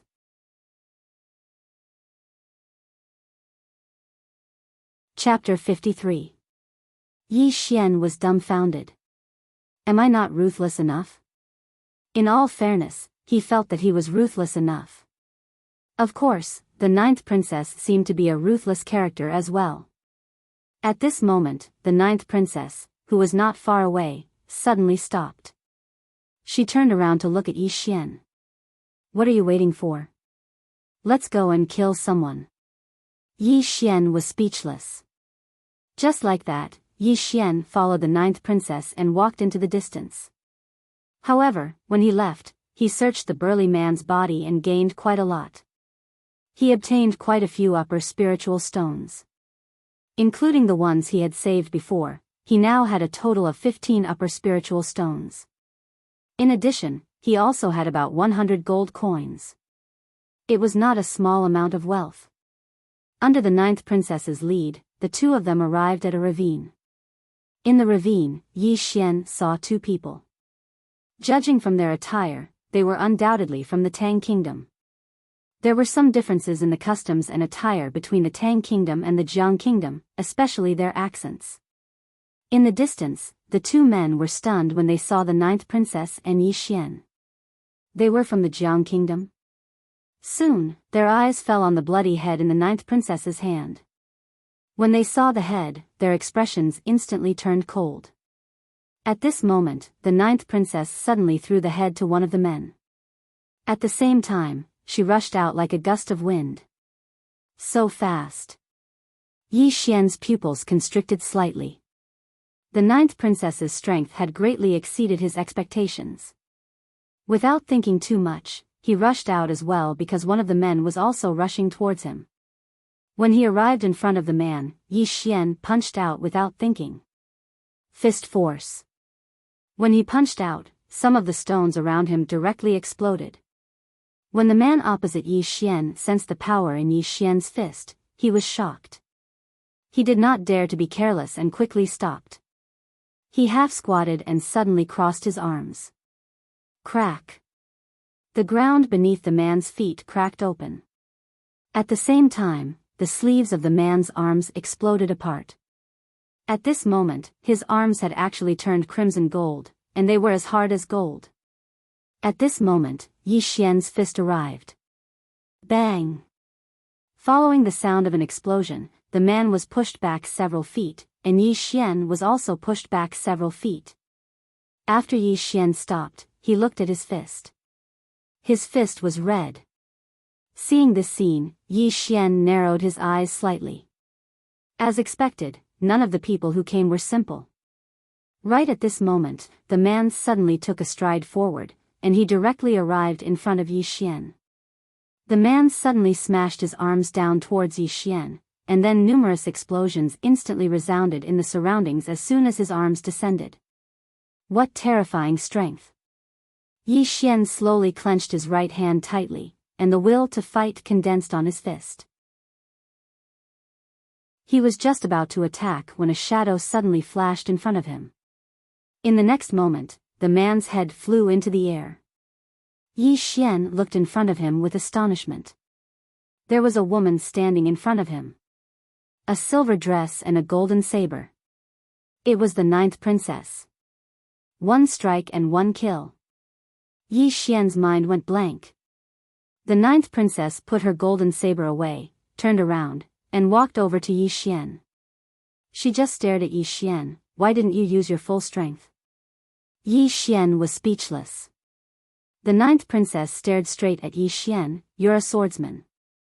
You could have used your full strength to kill him in the shortest time possible, so why did you hold back? Do you know that if you don't end the battle as soon as possible, then it's very likely that you'll attract more enemies and be besieged by even more people? Yi Xian was silent. The ninth princess took another step forward. Her eyes were as sharp as knives, and her voice was a little colder. This isn't a place for you to train. Here, if you don't kill others, then others will kill you. Yi Xian smiled bitterly. I understand. The ninth princess said coldly, be serious. Yi Xian said seriously, I understand. The ninth princess nodded slightly, follow me. Yi Xian tidied up the spoils of war and obtained 5 top-grade spirit stones and more than 50 gold coins. Right now, he had 20 high-grade spirit stones and 150 gold coins. Looking at the small bag on his waist, Yi Xian smiled foolishly and hurriedly followed. Under the ninth princess's lead, the two of them came to a hidden cave. The ninth princess sat cross-legged on the ground and started a fire. Then, she took out a chicken and started roasting it. Yi Xian was dumbfounded because when they came, the ninth princess was empty-handed. The ninth princess glanced at Yi Xian. Why? Curious? Yi Xian nodded hurriedly. The ninth princess flashed a ring on her finger, a storage ring. It has its own space inside and can store some things, except for living things. Yi Xian blinked. Can I have a look? The ninth princess was generous. With a tap of her finger, the storage ring flew directly to Yi Xian. Yi Xian looked at the storage ring carefully, his eyes full of curiosity. How many things can be stored in it? The ninth princess said lightly, about the size of a room. Yi Xian was stunned, then asked, how much does it cost to buy one?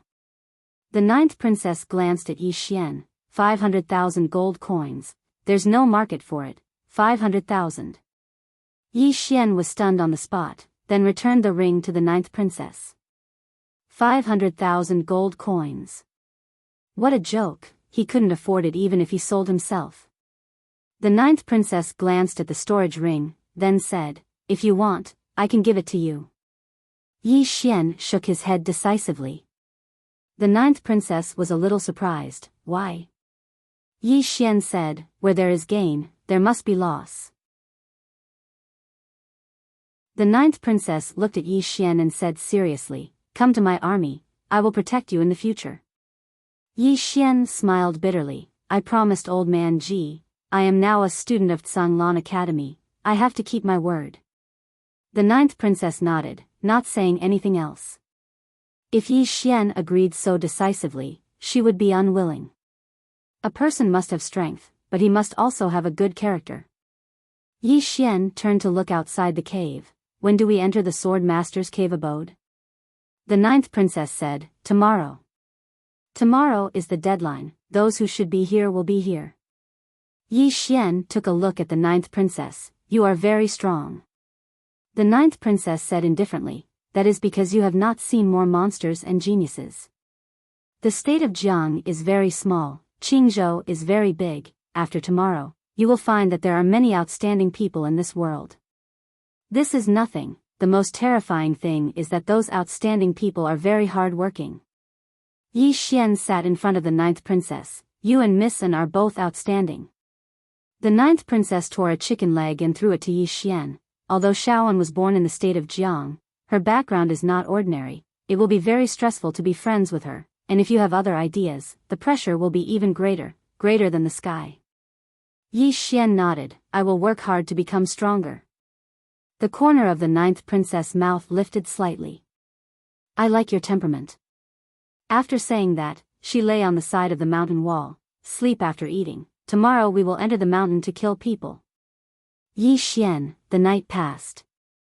At dawn the next day, Yi Xian and the ninth princess left the cave and went straight to the depths of the mountain. The two of them arrived in front of a large mountain. Halfway up the mountain, there was a huge cave entrance. Around the cave entrance, there was actually a sword light snaking around. That is the entrance? Yi Xian asked. The ninth princess nodded, the big shots above forcibly broke an entrance. It is said that when they broke this entrance, 2 Nether Passage realm experts died. Therefore, when we enter later, besides being careful of the people, we have to be more careful of the unknown existences inside. Yi Xian nodded, understood. The two quickened their pace, but at this moment, a man in black suddenly flashed past them at an extremely fast speed. Yi Xian's heart skipped a beat, this person's speed was not much slower than Emoyinchi's. Indeed, no one who came here was simple. When the man passed by the two, he suddenly turned to look at Yi Xian and the ninth princess, sneered, and then made a throat-slitting gesture. Yi Xian, the man in black did not stop, but instead sped up and disappeared into the distance. Yi Xian was about to speak, ah. At this moment, a shrill scream suddenly sounded in the distance, and in the blink of an eye, a bloody head rolled in front of the ninth princess and Yi Xian. Yi Xian was struck dumb at the sight of the head. Because this bloody head belonged to the black-robed man from before. It was gone just like that. Next to Yi Xian, the ninth princess said calmly, this kind of person is obviously a first-timer. In the outside world, if you are not particularly powerful, like Shaoan, it is best to keep a low profile. Yi Xian nodded seriously, I will keep a low profile.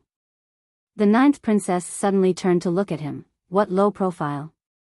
You have to keep a low profile when you need to, or others will think that you are easy to bully. As soon as she finished speaking, she suddenly pulled out the golden saber from her waist and slashed in the distance. Slash. A golden saber radiance flashed in the field, and a large tree over 100 feet away exploded. At the same time, a figure was sent flying over 100 feet away. The ninth princess looked at the figure in the distance coldly, scram. The figure did not say anything, and with a shake of his body, he immediately fled.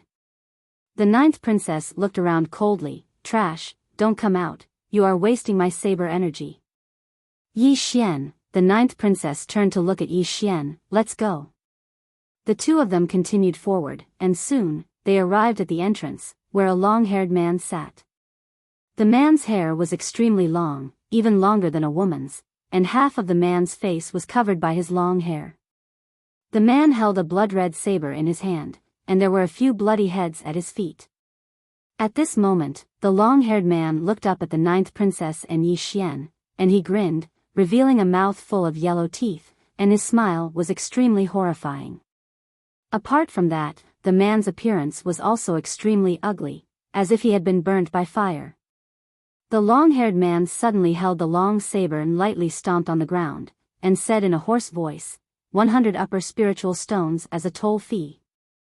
The ninth princess looked at the long-haired man, it's not your fault that you are ugly, but it is your fault that you disgust me. As she spoke, she looked at Yi Xian, kill him. Yi Xian.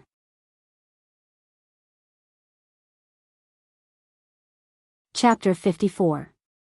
Yi Xian hadn't even attacked and the long-haired man suddenly strode forward with his saber in hand, and then he slashed at Yi Xian. This saber slash was bold and domineering. Yi Xian's expression turned cold. He didn't hold back this time, and the battle intent within him surged into his right arm like a tide. At the same time, he clenched his right hand into a fist. Bang! At the moment he clenched his fist, a strand of invisible force suddenly surged out from his fist, and it forcefully resisted the overbearing force released by the long-haired man. The long-haired man's eyes narrowed slightly, and there was a trace of seriousness in his eyes.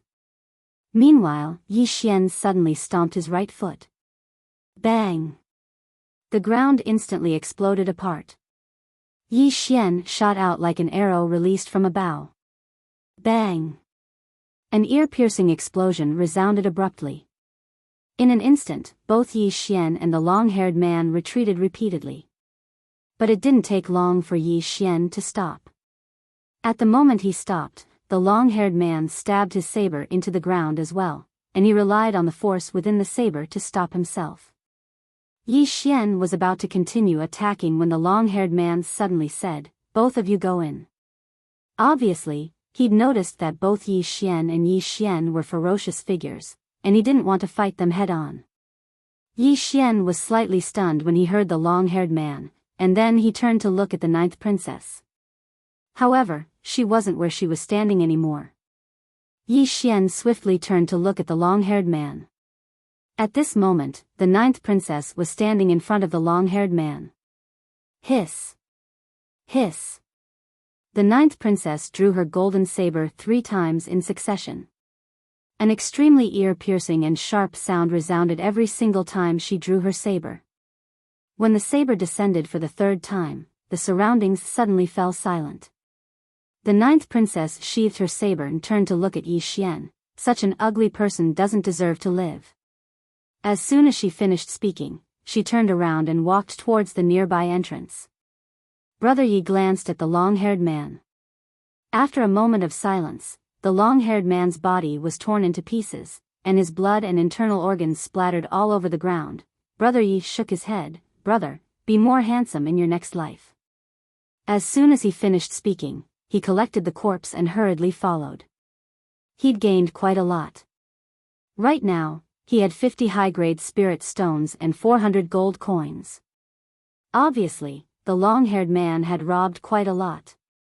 Looking at the bulging bag on his waist, Yi Xian sighed inwardly. The fastest way to get rich was undoubtedly robbing people. He realized that he seemed to like the feeling of robbing. After they entered the cave was filled with all sorts. The cave was filled with Xiao Dao. The ninth princess furrowed her brows when she saw this. As soon, the Yi Xiao Tian soared, Yi Tian's Wu Tian, and turned to look at Princess Xiao. Xiao xiao long Yi Shi. The ninth princess stopped and turned to look at Yi Xian. What's the matter? Yi Xian was silent for a moment. He suddenly looked at one of the Xiao Dao and said, from here. Feeling. He felt that the Ling Xiao sword in his body was guiding him. The ninth princess looked at Yi Xian for a long time and asked, are you sure? Yi Xian nodded. The ninth princess nodded, then let's go. Yi Xian trusted her because of Enlanxiao. She also trusted Yi Xian. Other than the fact that Yi Xian had fought against the Tang army alone, a large part of the reason was because of Enlanxiao. The person that Enlanxiao had taken a liking to must have a good character. The two walked towards one of the Xiao Dao. As they went down, Yi Xian's expression became more and more serious. Because on the way, he had already encountered several corpses. All of them had died tragically. As the ninth princess had said, opportunities were not found, but snatched. The two walked down the Xiao Dao. After walking for about an hour, Yi Xian realized that they were already at the bottom of the mountain. Are you sure you didn't go the wrong way? The ninth princess suddenly asked. Yi Xian nodded, let's go down. The Ling Xiao sword in his body gave him the feeling that they were going down. The ninth princess nodded and did not say anything else. She continued to follow Yi Xian down. After walking for about an hour, the two stopped. In front of them was a mountain wall. There was no way out. The ninth princess looked at Yi Xian.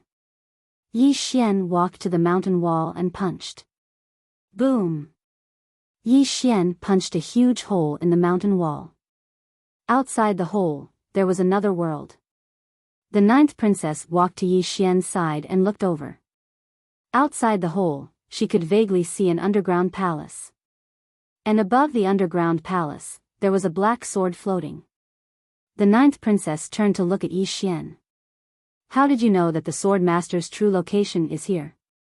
Yi Xian smiled bitterly as he took out the Ling Xiao sword. This sword told me. The ninth princess glanced at the Ling Xiao sword, then looked straight at Yi Xian. Are you stupid? If I ask you, you'll just tell me? As she spoke, she lightly patted Yi Xian's shoulder. Be more careful in the future.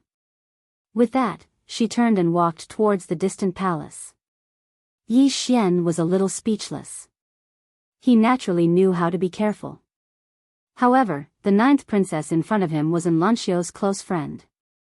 Moreover, after interacting with her, he felt that the ninth princess was someone he could make friends with, so he did not hold back. Making friends was about sincerity. If he didn't want to make friends, then so be it. Once he did, Yi Xian would definitely be sincere. This was his principle. The two of them passed through the hole and arrived in front of the palace. The palace was not particularly big.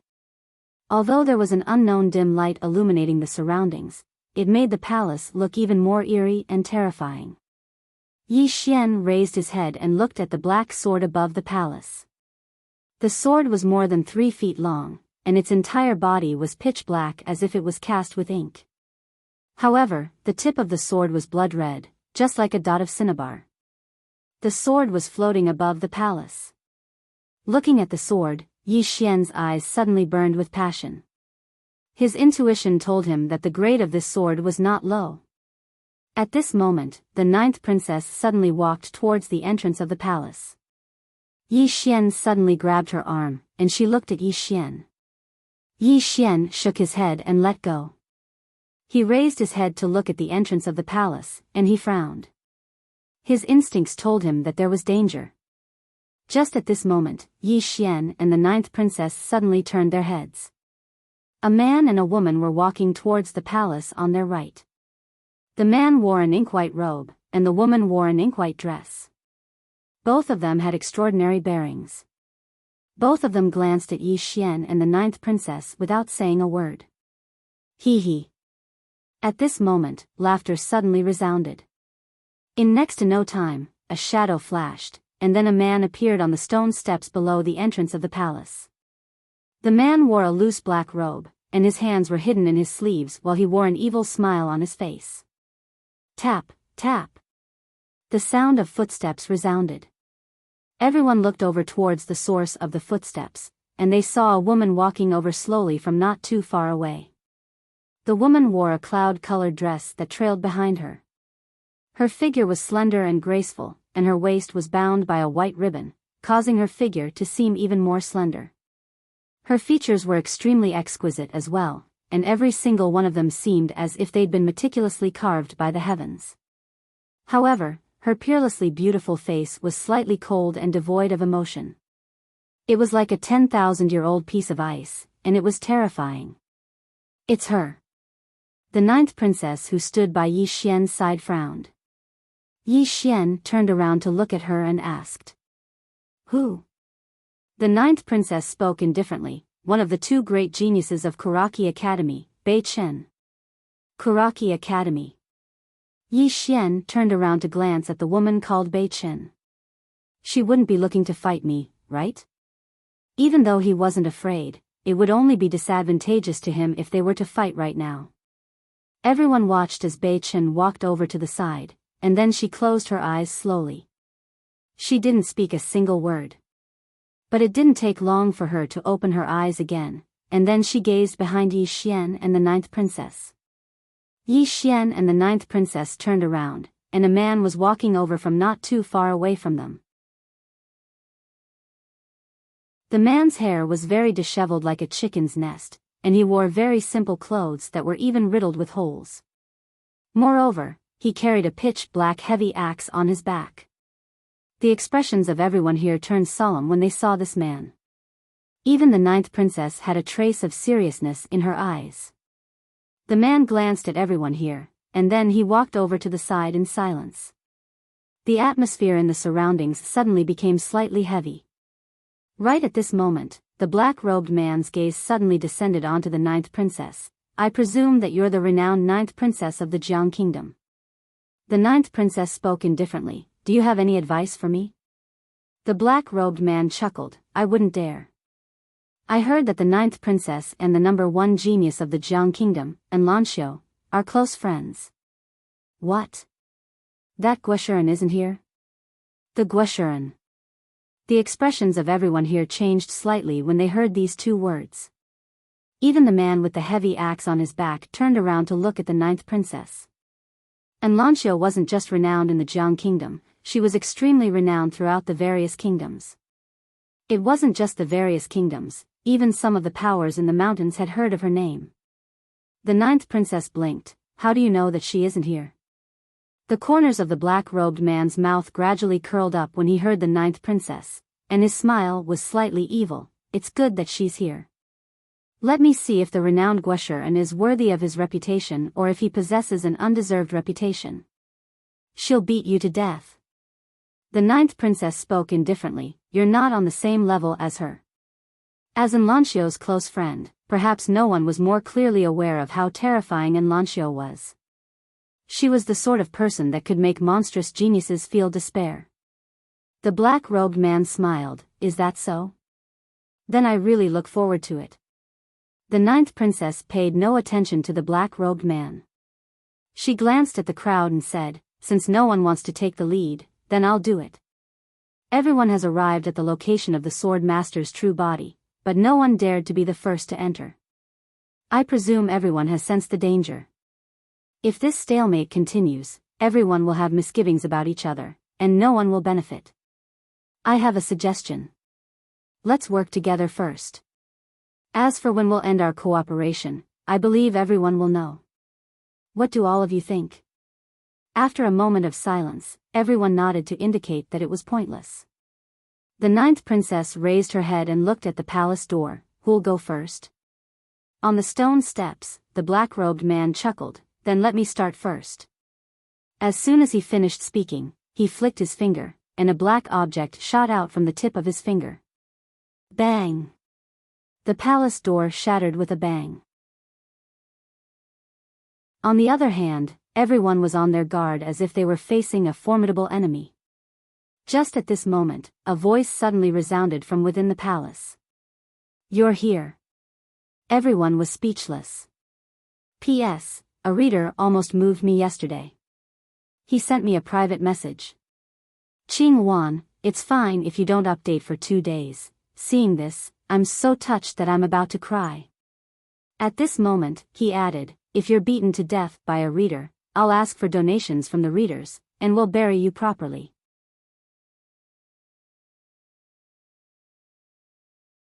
Chapter 55. You're here? Everyone was stunned and puzzled. Come in. At this moment, the voice in the hall sounded again. Everyone looked at each other, but no one dared to move. Because no one expected that there would be someone else in the hall. At this moment, Yi Xian suddenly walked into the hall. Everyone's gaze fell on Yi Xian, and the 9th princess hurriedly pulled him back. What are you doing? Yi Xian was stunned. What was he going to do? No. It was the Ling Shao sword. Yi Xian's face darkened. Just now, there was a mysterious force that drove him into the hall, and this mysterious force definitely came from the Ling Shao sword. Was the Ling Shao sword related to the sword master in front of him? Sword master? Thinking of this, Yi Xian suddenly came to a realization. Didn't he have a fallen sword master in the prison pagoda? Could it be related to the sword master? At this moment, the black-robed man suddenly said, the timid will starve to death, and the bold will die. I'll go first. With that, his entire body turned into a wisp of black smoke and floated in. Seeing that the black-robed man was the first to enter, the surrounding people also rushed in. Yi Xian and the 9th princess hurriedly walked in as well. When everyone entered the palace, they were all shocked. The palace was filled with wooden statues of men. At a glance, there were close to 1,000 of them. These statues all had the same face. From the appearance, it should be a youth, and on the waists of these statues, there was a wooden sword. When he saw these wooden swords, Yi Xian was stunned on the spot. Ling Shao sword. These wooden swords were exactly the same as the Ling Shao sword. Most importantly, the 2 words, Ling Shao, were engraved on the bodies of these wooden swords. What the hell was this? Yi Xian was dumbfounded. At this moment, everyone suddenly turned their heads to look not far away. In the corner of the hall, a long-haired woman was squatting on the ground and carving a piece of wood. The woman was squatting on the ground. The long dress she wore had long lost its original appearance. Her hair was also extremely long, directly touching the ground, and her long hair was snow white. Little by little, she carved the wood in front of her very carefully and seriously. The expressions of everyone here instantly became vigilant when they saw this woman. Right at this moment, the long-haired woman suddenly said, if you're here to search for treasures, you can go to the small bamboo house behind this hall. There are some things that he once left behind there. Everyone looked at each other when they heard the long-haired woman's words. Then the man in the black robe and others flashed out of the hall. The 9th princess was going to leave as well. However, she stopped when she saw Yi Xian did not intend to leave. You're not leaving? Yi Xian glanced at her and said, you go. I have something to ask her. The 9th princess glanced at Yi Xian. Be careful. With that, she turned around and left the hall. Earth-ranked martial technique. At the moment when the 9th princess went out, a shocked voice came from the back of the palace. In the blink of an eye, countless sounds of fighting could be heard. Yi Xian paid no attention to what was happening outside, and he walked over to the long-haired woman. She stopped, turned around, glanced at Yi Xian, and shook her head slightly. You're not him. As soon as she finished speaking, she continued carving the wood in front of her. Yi Xian opened his right hand, and the firmament spirit sword appeared in his palm. The long-haired woman stopped. A short while later, she continued carving the wood in front of her. The true essence of this sword has dispersed, and only a trace of its spirit remains. Is he dead? Yi Xian fell silent. At this moment, he was sure that the sword master on the first level of the pagoda of purgatory was the person who had carved the statue of this long-haired woman. Meanwhile, the firmament spirit sword suddenly trembled slightly, and then it descended in front of the long-haired woman. The long-haired woman's hand stiffened in midair. After a very long time, she put down the sculpture in her hand and took the firmament spirit sword lightly. As she gazed at it, she suddenly smiled. However, as she smiled, 2 streams of clear liquid dripped onto the firmament spirit sword. Yi Xian was silent, not knowing what to say. After a while, the long-haired woman said softly, "This sword was forged by me for him back then." Yi Xian looked at the long-haired woman. The long-haired woman gently stroked the firmament spirit sword. "That year, he told me to wait for him here, and that he would definitely come back. I waited and waited until my hair turned white, but he still did not come back. It's good that he did not come back. In the end, there was a thought, and now, this thought is gone." As she said that, she turned to look at Yi Xian. "Are you his disciple?" Yi Xian thought for a moment, and said, "You can say that." The long-haired woman slowly stood up. She tidied up her clothes and hair, and then looked at Yi Xian. "Although he did not give me any status. Strictly speaking, I am not his wife, but are you willing to call me mistress?" Yi Xian was silent for a moment, and then he bowed deeply. "Mistress." The long-haired woman smiled. However, there were tears in her eyes. She gently stroked Yi Xian's cheeks. "You are the same as him back then, a handsome young man, and also a swordsman. In the future, if there is someone you like, don't let him down." Yi Xian thought for a moment, and then said, "Mistress, after waiting for so many years, have you ever regretted it?" The long-haired woman shook her head and smiled. "If you really like someone, even if you give up everything for him and there is no result, you will not regret it." Yi Xian was silent.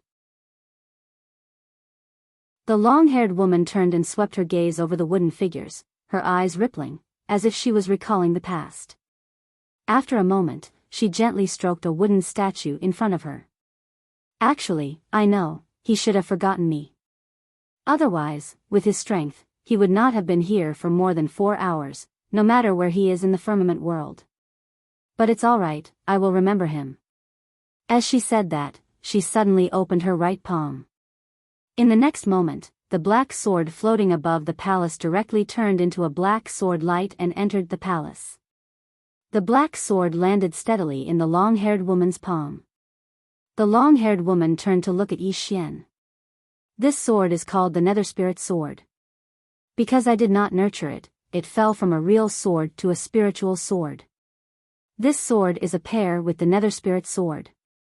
The 2 swords can be combined or separated. If they are combined, the 2 swords can be combined into one, and the limit is the heavenly sword, which is above the real sword. The swords need to be nurtured by yourself, and you need to constantly deepen the compatibility between you and them. In the future, how much they can grow will depend on you." As she said that, she handed the Nether Spirit Sword and the Nether Spirit Sword to Yi Xian. Yi Xian hesitated for a moment, and then took the 2 swords. Holding the 2 swords, he immediately felt some kind of connection between them. The long-haired woman smiled. "Let's go." Yi Xian looked at the long-haired woman. "Mistress, will you go with me?" The long-haired woman shook her head. "I got to know him here, and it should end here." As she said that, she gently rubbed Yi Xian's head. "In the future, if you have someone you like, you must remember to not break your promise." Yi Xian did not try to persuade her. He bowed deeply to the long-haired woman, and then turned to leave the palace. Within the palace, the long-haired woman turned to look at the statue in front of her. She gently hugged the wooden statue, and then leaned her head on its shoulder. She slowly closed her eyes and did not open them again. Outside the palace, Yi Xian turned and bowed again. He felt quite complicated. Wait. He did not know how long the woman in the palace had waited for the sword master, but he was certain that she had waited for a very, very long time. Had the sword master been delayed by something, or had he really forgotten about the woman in the palace? He did not want to think too much about it. At this moment, there were sounds of fighting coming from the back of the palace. Yi Xian was shocked. He quickly kept his 2 swords, and then ran to the back of the palace. At this moment, there were many people gathered at the back of the palace. Obviously, the fight here had attracted people from other places. Yi Xian looked around. Suddenly, a figure landed in front of him. It was the 9th princess. Just as Yi Xian was about to speak, the 9th princess pulled his arm and ran out. Don't let them escape. That Earth upper grade martial skill is in that woman's hands. Behind them, Yi Xian heard someone shouting angrily. Then, he felt a few people attacking them from behind. At the same time, a man and a woman suddenly appeared in front of them.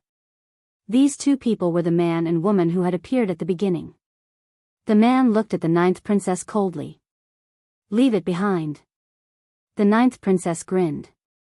Come and get it. The man's right foot touched the ground lightly. Gotcha. The ground cracked in an instant. At the same time, he turned into a shadow and charged at the 9th princess. The corners of the 9th princess' mouth curled up into a ferocious smile. She held the golden saber in her right hand and slashed forward. Swish. A golden saber radiance flashed. Bang. Along with an explosion, the 9th princess and the man retreated rapidly.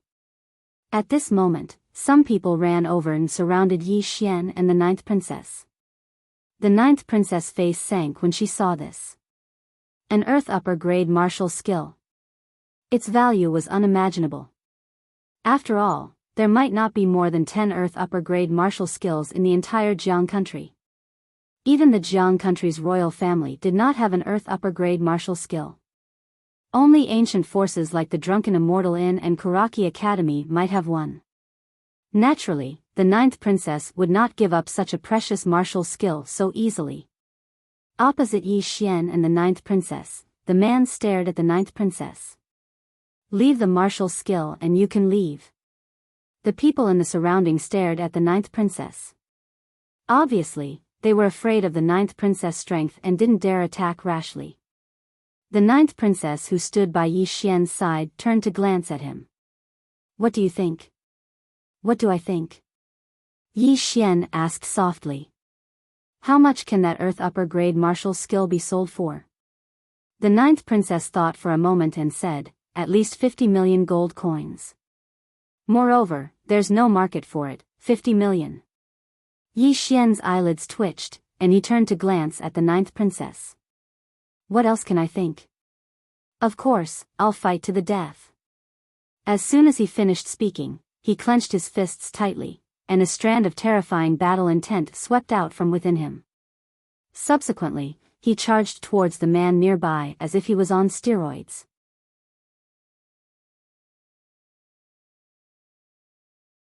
Chapter 56. Needless to say, after Yi Xian released his battle intent, the imposing aura and pressure he emanated were extremely terrifying. Battle intent. In the Azure Prefecture, anyone who could comprehend intent could be considered as a monstrous genius. When Yi Xian arrived a few meters away from the man, he suddenly smashed his fist towards the man. Fist crush. This punch contained both aura and intent. As soon as he punched out, the sound of air exploding resounded. The man's eyes narrowed slightly as he stood before Yi Xian. He didn't dare act carelessly, and he suddenly clenched his right fist and smashed it towards the ground. Bang! The ground exploded apart, and countless rocks shot into the sky like sharp arrows that enveloped Yi Xian. Bang! Countless rocks were directly transformed into powder, and then Yi Xian appeared before the man and smashed his fist down. Simple, direct, and violent. The fist hadn't even arrived, but its aura caused the ground behind the man to crack apart. The man's pupils constricted slightly. He didn't take Yi Xian's punch head-on. Instead, he stomped his right foot on the ground and retreated by over 30 meters, increasing the distance between him and Yi Xian. Yi Xian didn't attack again, and he retreated to the 9th princess's side instead. He glanced coldly at the surroundings, and the battle intent within him surged out like tidewater. Who else? Everyone looked at Yi Xian with extremely solemn expressions. The man and woman in the distance had solemn expressions in their eyes as well. Especially the man. After he fought Yi Xian just now, the strength of Yi Xian's fist had exceeded his expectations. The ninth princess glanced at Yi Xian, and she was in high spirits. Kill them. As she spoke, she drew her golden saber. Right at this moment, Yi Xian suddenly grabbed her arm and ran. He ran extremely quickly, and he was over 100 meters away in the blink of an eye. On the spot, everyone was dumbfounded. Ran away? Didn't they want to fight? Everyone looked at each other, and it took them a few breaths of time to recover from their shock. We've been fooled. Someone shouted in anger. Soon, a group of people went after Yi Xian and the ninth princess in the distance again. Among them, the man and woman were the fastest, taking the lead. Yi Xian pulled the ninth princess along as he ran. His speed was relatively fast. After all, he had a strong physique. While running, the ninth princess suddenly asked, "Aren't we going to fight?" Yi Xian rolled his eyes. There are so many of them. We can't beat them. So you're saying that you were just pretending to be powerful? Yi Xian said with a straight face, "This is called a strategic retreat." The ninth princess smirked. What a strategic retreat. But can you let go of my hand? Hearing this, Yi Xian blushed and quickly let go of the ninth princess' arm. Both of them were extremely swift, and it didn't take long for them to escape from the exit. However, their expressions changed drastically the moment they stepped out of the exit. Then, a shadow appeared on the left of the ninth princess like a ghost, and a cold ray of light slashed towards the ninth princess' chest. The cold radiance was as fast as lightning. At this critical moment, Yi Xian was shocked. He instinctively pulled the ninth princess and used his body to collide with the cold radiance. Swoosh! Bang! A figure was directly knocked away by Yi Xian's body. However, blood splattered from Yi Xian's chest. The ninth princess glanced at the wound on Yi Xian's chest and was stunned. Yi Xian did not care about the wound on his chest. He glanced coldly at the person opposite him. He knew the person who attacked him. It was the black-robed man in front of the palace. The black-robed man looked at Yi Xian and grinned hideously. A hero saving a damsel in distress? You. At this moment, Yi Xian suddenly charged at the black-robed man. Swoosh! The sound of air being torn apart resounded. It was the sound of flesh tearing through the air. The black-robed man's expression grew even more ferocious when he saw Yi Xian charge at him. Suddenly, he raised his hands that were hidden in his sleeves. Swish! Swish! 2 rays of black light shot out. They were 2 fine arrows. Yi Xian did not dodge and allowed the arrows to pierce his chest. The arrows pierced around an inch into Yi Xian's body before they stopped. The black-robed man's expression changed drastically when he witnessed this scene, and he'd forgotten about his next move. Because he hadn't expected that Yi Xian would not dodge at all. Meanwhile, Yi Xian smashed his fist towards him. Yi Xian had used all his strength in this punch. The black-robed man's black robe was torn apart by the aura it emanated. The black-robed man's expression changed drastically. It was too late for him to dodge at this moment, so he could only raise his arms to block Yi Xian's fist. Bang! Crack! The black-robed man's arms were directly fractured by Yi Xian's punch, and the black-robed man himself was sent flying into a mountain wall more than 100 feet away. The black-robed man was just about to get up when Yi Xian appeared in front of him. The black-robed man was horrified, and he hurriedly said, "I'm a prince of the Ning kingdom." If you, right at this moment, Yi Xian spoke coldly, "A prince of the Ning kingdom? I don't know you."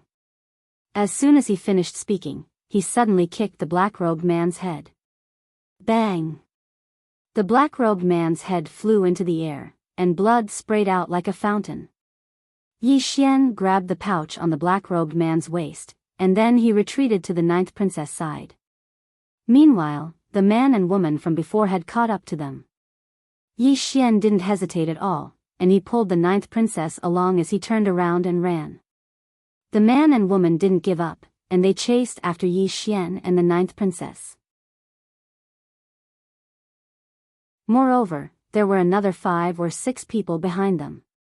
Yi Xian and the ninth princess ran madly all along the way, and fresh blood flowed ceaselessly from Yi Xian's chest.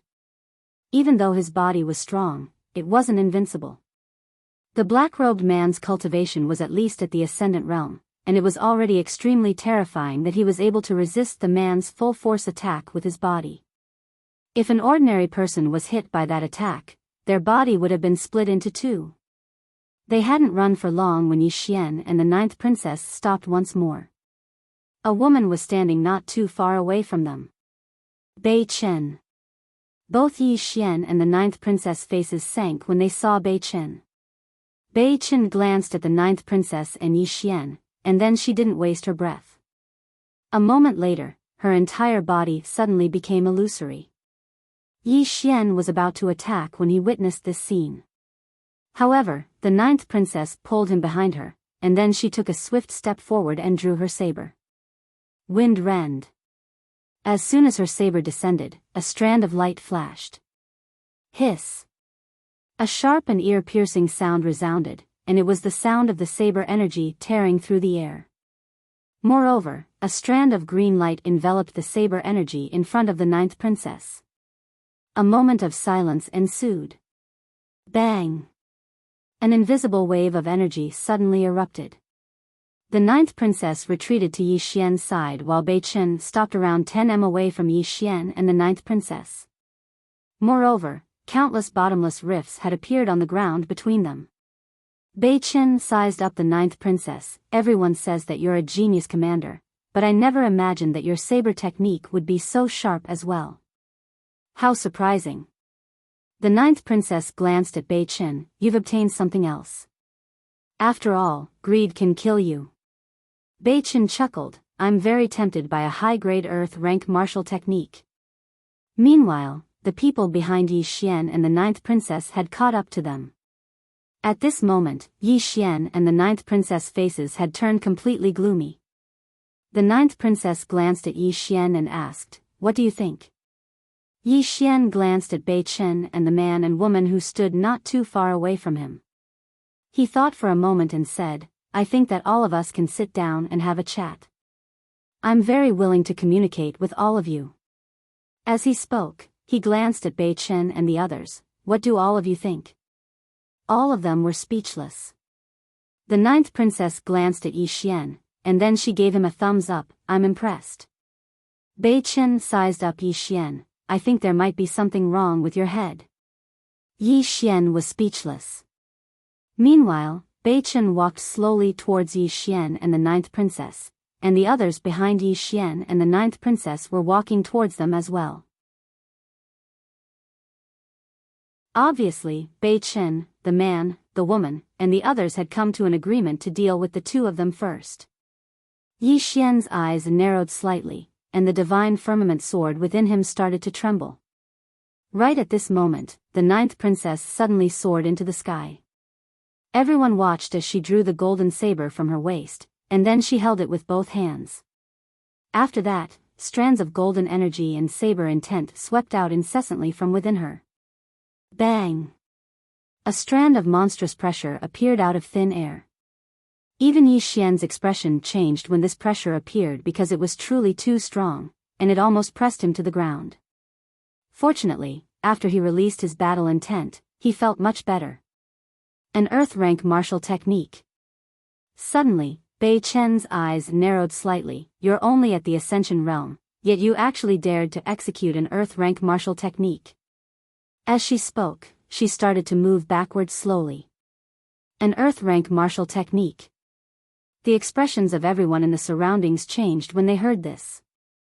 Such a martial technique could be said to contain some of the might of the heavens and the earth. All of them started to move backwards. Right at this moment, the ninth princess suddenly flashed down from midair. In the next moment, numerous afterimages flashed through the surroundings. At the same time, countless rays of golden light erupted like scorching suns. Bei Chen's pupils constricted when the ninth princess descended to the ground. She pressed her palm forward lightly, and then a strand of terrifying green energy suddenly erupted from the center of her palm. However, the green energy had just come into contact with the golden rays of light and instantly exploded apart. Bei Chen's expression changed drastically when she witnessed this scene, and she retreated like a madman. At the same time, she attacked repeatedly to ceaselessly resist the golden rays of light that were descending towards her. On the other side, the man and woman were retreating repeatedly as well. While the others by their side were retreating as well, they weren't as swift as them. Moreover, two of them were even slashed into two at the waist by the golden rays of light. At this moment, the ground had even started to crack apart. For a time, the ninth princess was invincible. Yi Xian was flabbergasted by this scene. A few breaths of time passed before the ninth princess suddenly appeared in front of him, and Yi Xian spoke with slight excitement, "Amazing. Truly amazing. Come. Another one. Kill them." The ninth princess glanced at Yi Xian, and then her body slumped down into Yi Xian's arms. She rested her head on Yi Xian's shoulder. "I can't. Big brother, can we make a strategic retreat for now?" Yi Xian was speechless. "P.S. It's Lidong, so remember to get some clothes."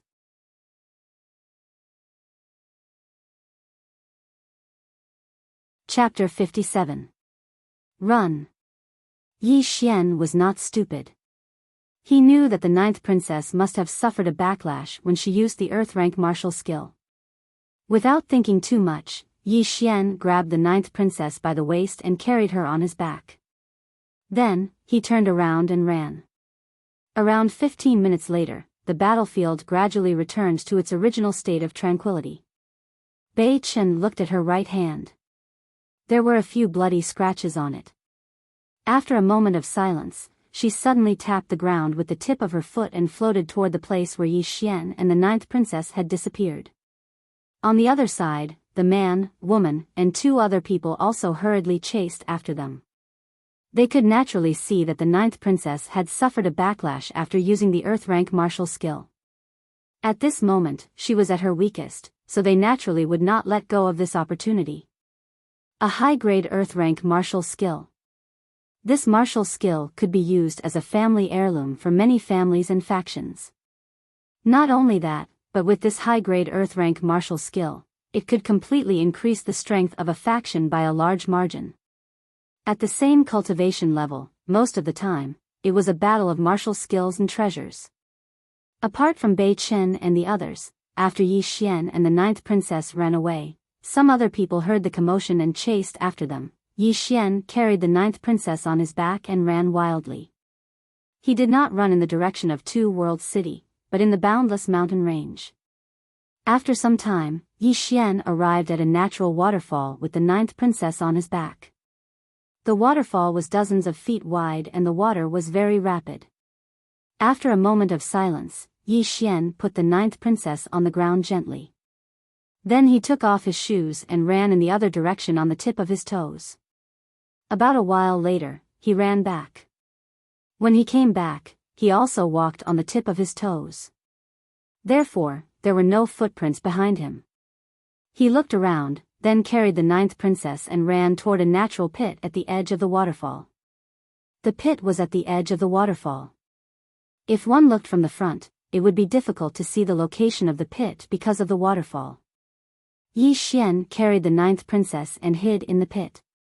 The pit was not big and could fit two people. After about a quarter of an hour, Yi Xian heard the sound of wind breaking outside. Yi Xian felt a chill in his heart as he put on a vigilant expression. The Lingxiao sword in his body was already accumulating power, ready to strike at any moment. At this moment, the person outside had already turned around and left. Upon seeing this, Yi Xian immediately heaved a sigh of relief. He lowered his head and looked at the ninth princess in his arms. At this moment, the ninth princess's face was pale and there were traces of blood at the corner of her mouth. She looked extremely weak. At this moment, she had no combat ability at all. Yi Xian sighed in a low voice. This woman was really putting her life on the line for that high-grade Earth-rank martial skill. You're very smart. At this moment, the ninth princess suddenly opened her eyes. He didn't run towards Two World City. Yi Xian shook his head. How would he dare to run to Two World City? Everyone knew that it was the ninth princess's base camp. If he ran there, he would definitely die. The ninth princess suddenly said, I need to rest for 2 days. 2 days. Yi Xian's heart instantly sank. It would be fine if he wasn't discovered in 2 days. But once he was discovered, then he would be in big trouble. After a while, the atmosphere suddenly became slightly awkward. Because Yi Xian carried the ninth princess in and was drenched by the waterfall, the ninth princess was completely drenched at this moment. Moreover, she was wearing a silk dress, so the water made her dress stick tightly to her body. As a result, the originally protruding part became even more protruding. Moreover, the ninth princess was in Yi Xian's arms, and her protruding part just happened to be against a certain part of him. This made Yi Xian feel extremely awkward. Yi Xian wanted to move a little and move away, but this movement was even more terrible. That soft protruding part was against a certain part of him. As soon as he moved and the two of them came into contact, a certain part of him instantly reacted violently. The atmosphere became even more awkward. The ninth princess just stared at Yi Xian, causing Yi Xian's scalp to go numb. Yi Xian smiled bitterly. Sorry, I didn't mean to be frivolous. In all fairness, he did not mean to be frivolous, but this was a human's instinct and most of the time, he could not control it. Although he was a swordsman was also a human. Moreover, he was a man, especially a man who had basically never been in contact with a woman. This was the first time he was so close to a woman, so it was normal for some parts of him to have some primitive impulses. It would be abnormal if he did not have any impulses. The ninth princess slowly closed her eyes. She did not speak, nor did she have anything to say. Just like that, the two of them maintained that position for nearly an hour. When the sky turned dark, Yi Xian carried the ninth princess out of the small pit. He still did not run towards Two World City, but instead, he ran towards Sword Master's cave abode. The most dangerous place was often the safest place. Although it was pitch black, Yi Xian had no trouble running while carrying the ninth princess. After all, he spent most of his time in Green City in the mountains. After about half an hour, Yi Xian carried the ninth princess back to the underground palace. Instead of entering the palace, Yi Xian carried the ninth princess to a small bamboo house at the back of the palace. At this time, the bamboo house had been ransacked, leaving only a few simple tables, chairs, and beds. Yi Xian gently placed the ninth princess on the bamboo bed, took off his robe and covered her body. Have a good rest, I'll guard outside. After saying that, he turned around and left the bamboo house. The ninth princess glanced at Yi Xian's back without saying a word. Outside the bamboo house, Yi Xian sat cross-legged on the ground and took out a figurine. The figurine was a little girl who looked 70 to 80% similar to Yi Ling. This was the figurine that he had carved himself. In fact, there was another figurine, which was himself. However, it was in Yi Ling's hands. A faint smile appeared on Yi Xian's face as he looked at the figurine in his hands. As though he had thought of something, he took out another figurine.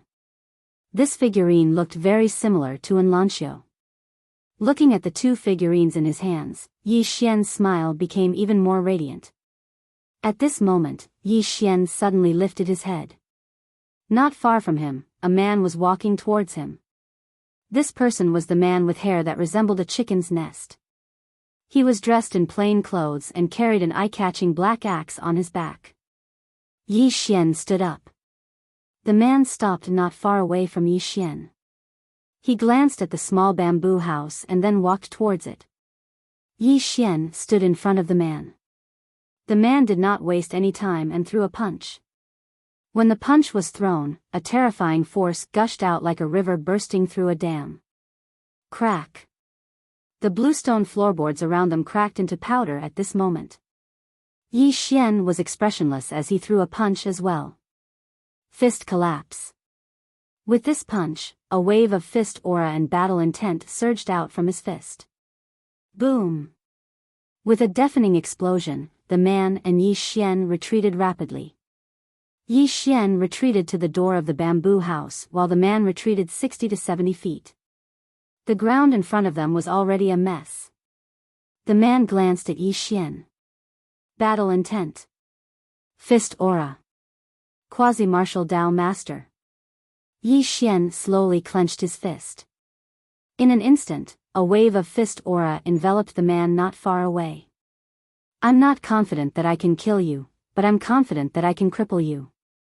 If you attack, you'll die in someone else's hands even if you obtain that superior grade earth rank martial technique. Cripple me? The man removed the enormous axe from his back.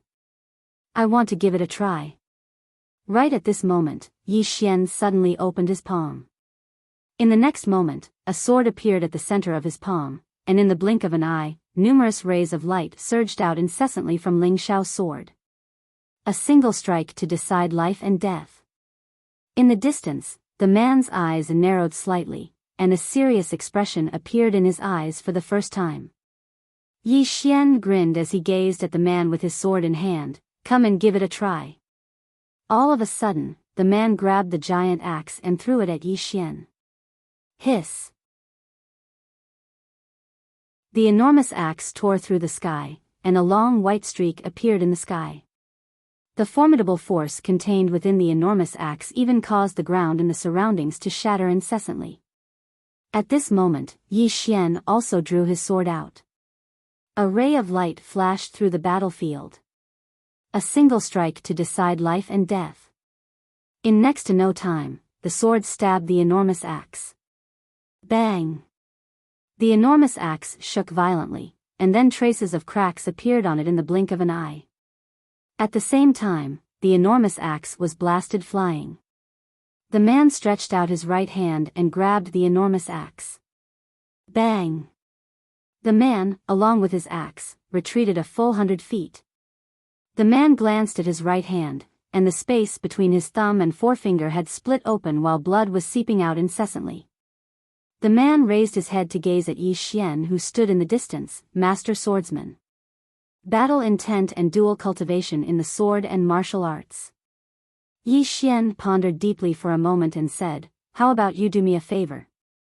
A favor.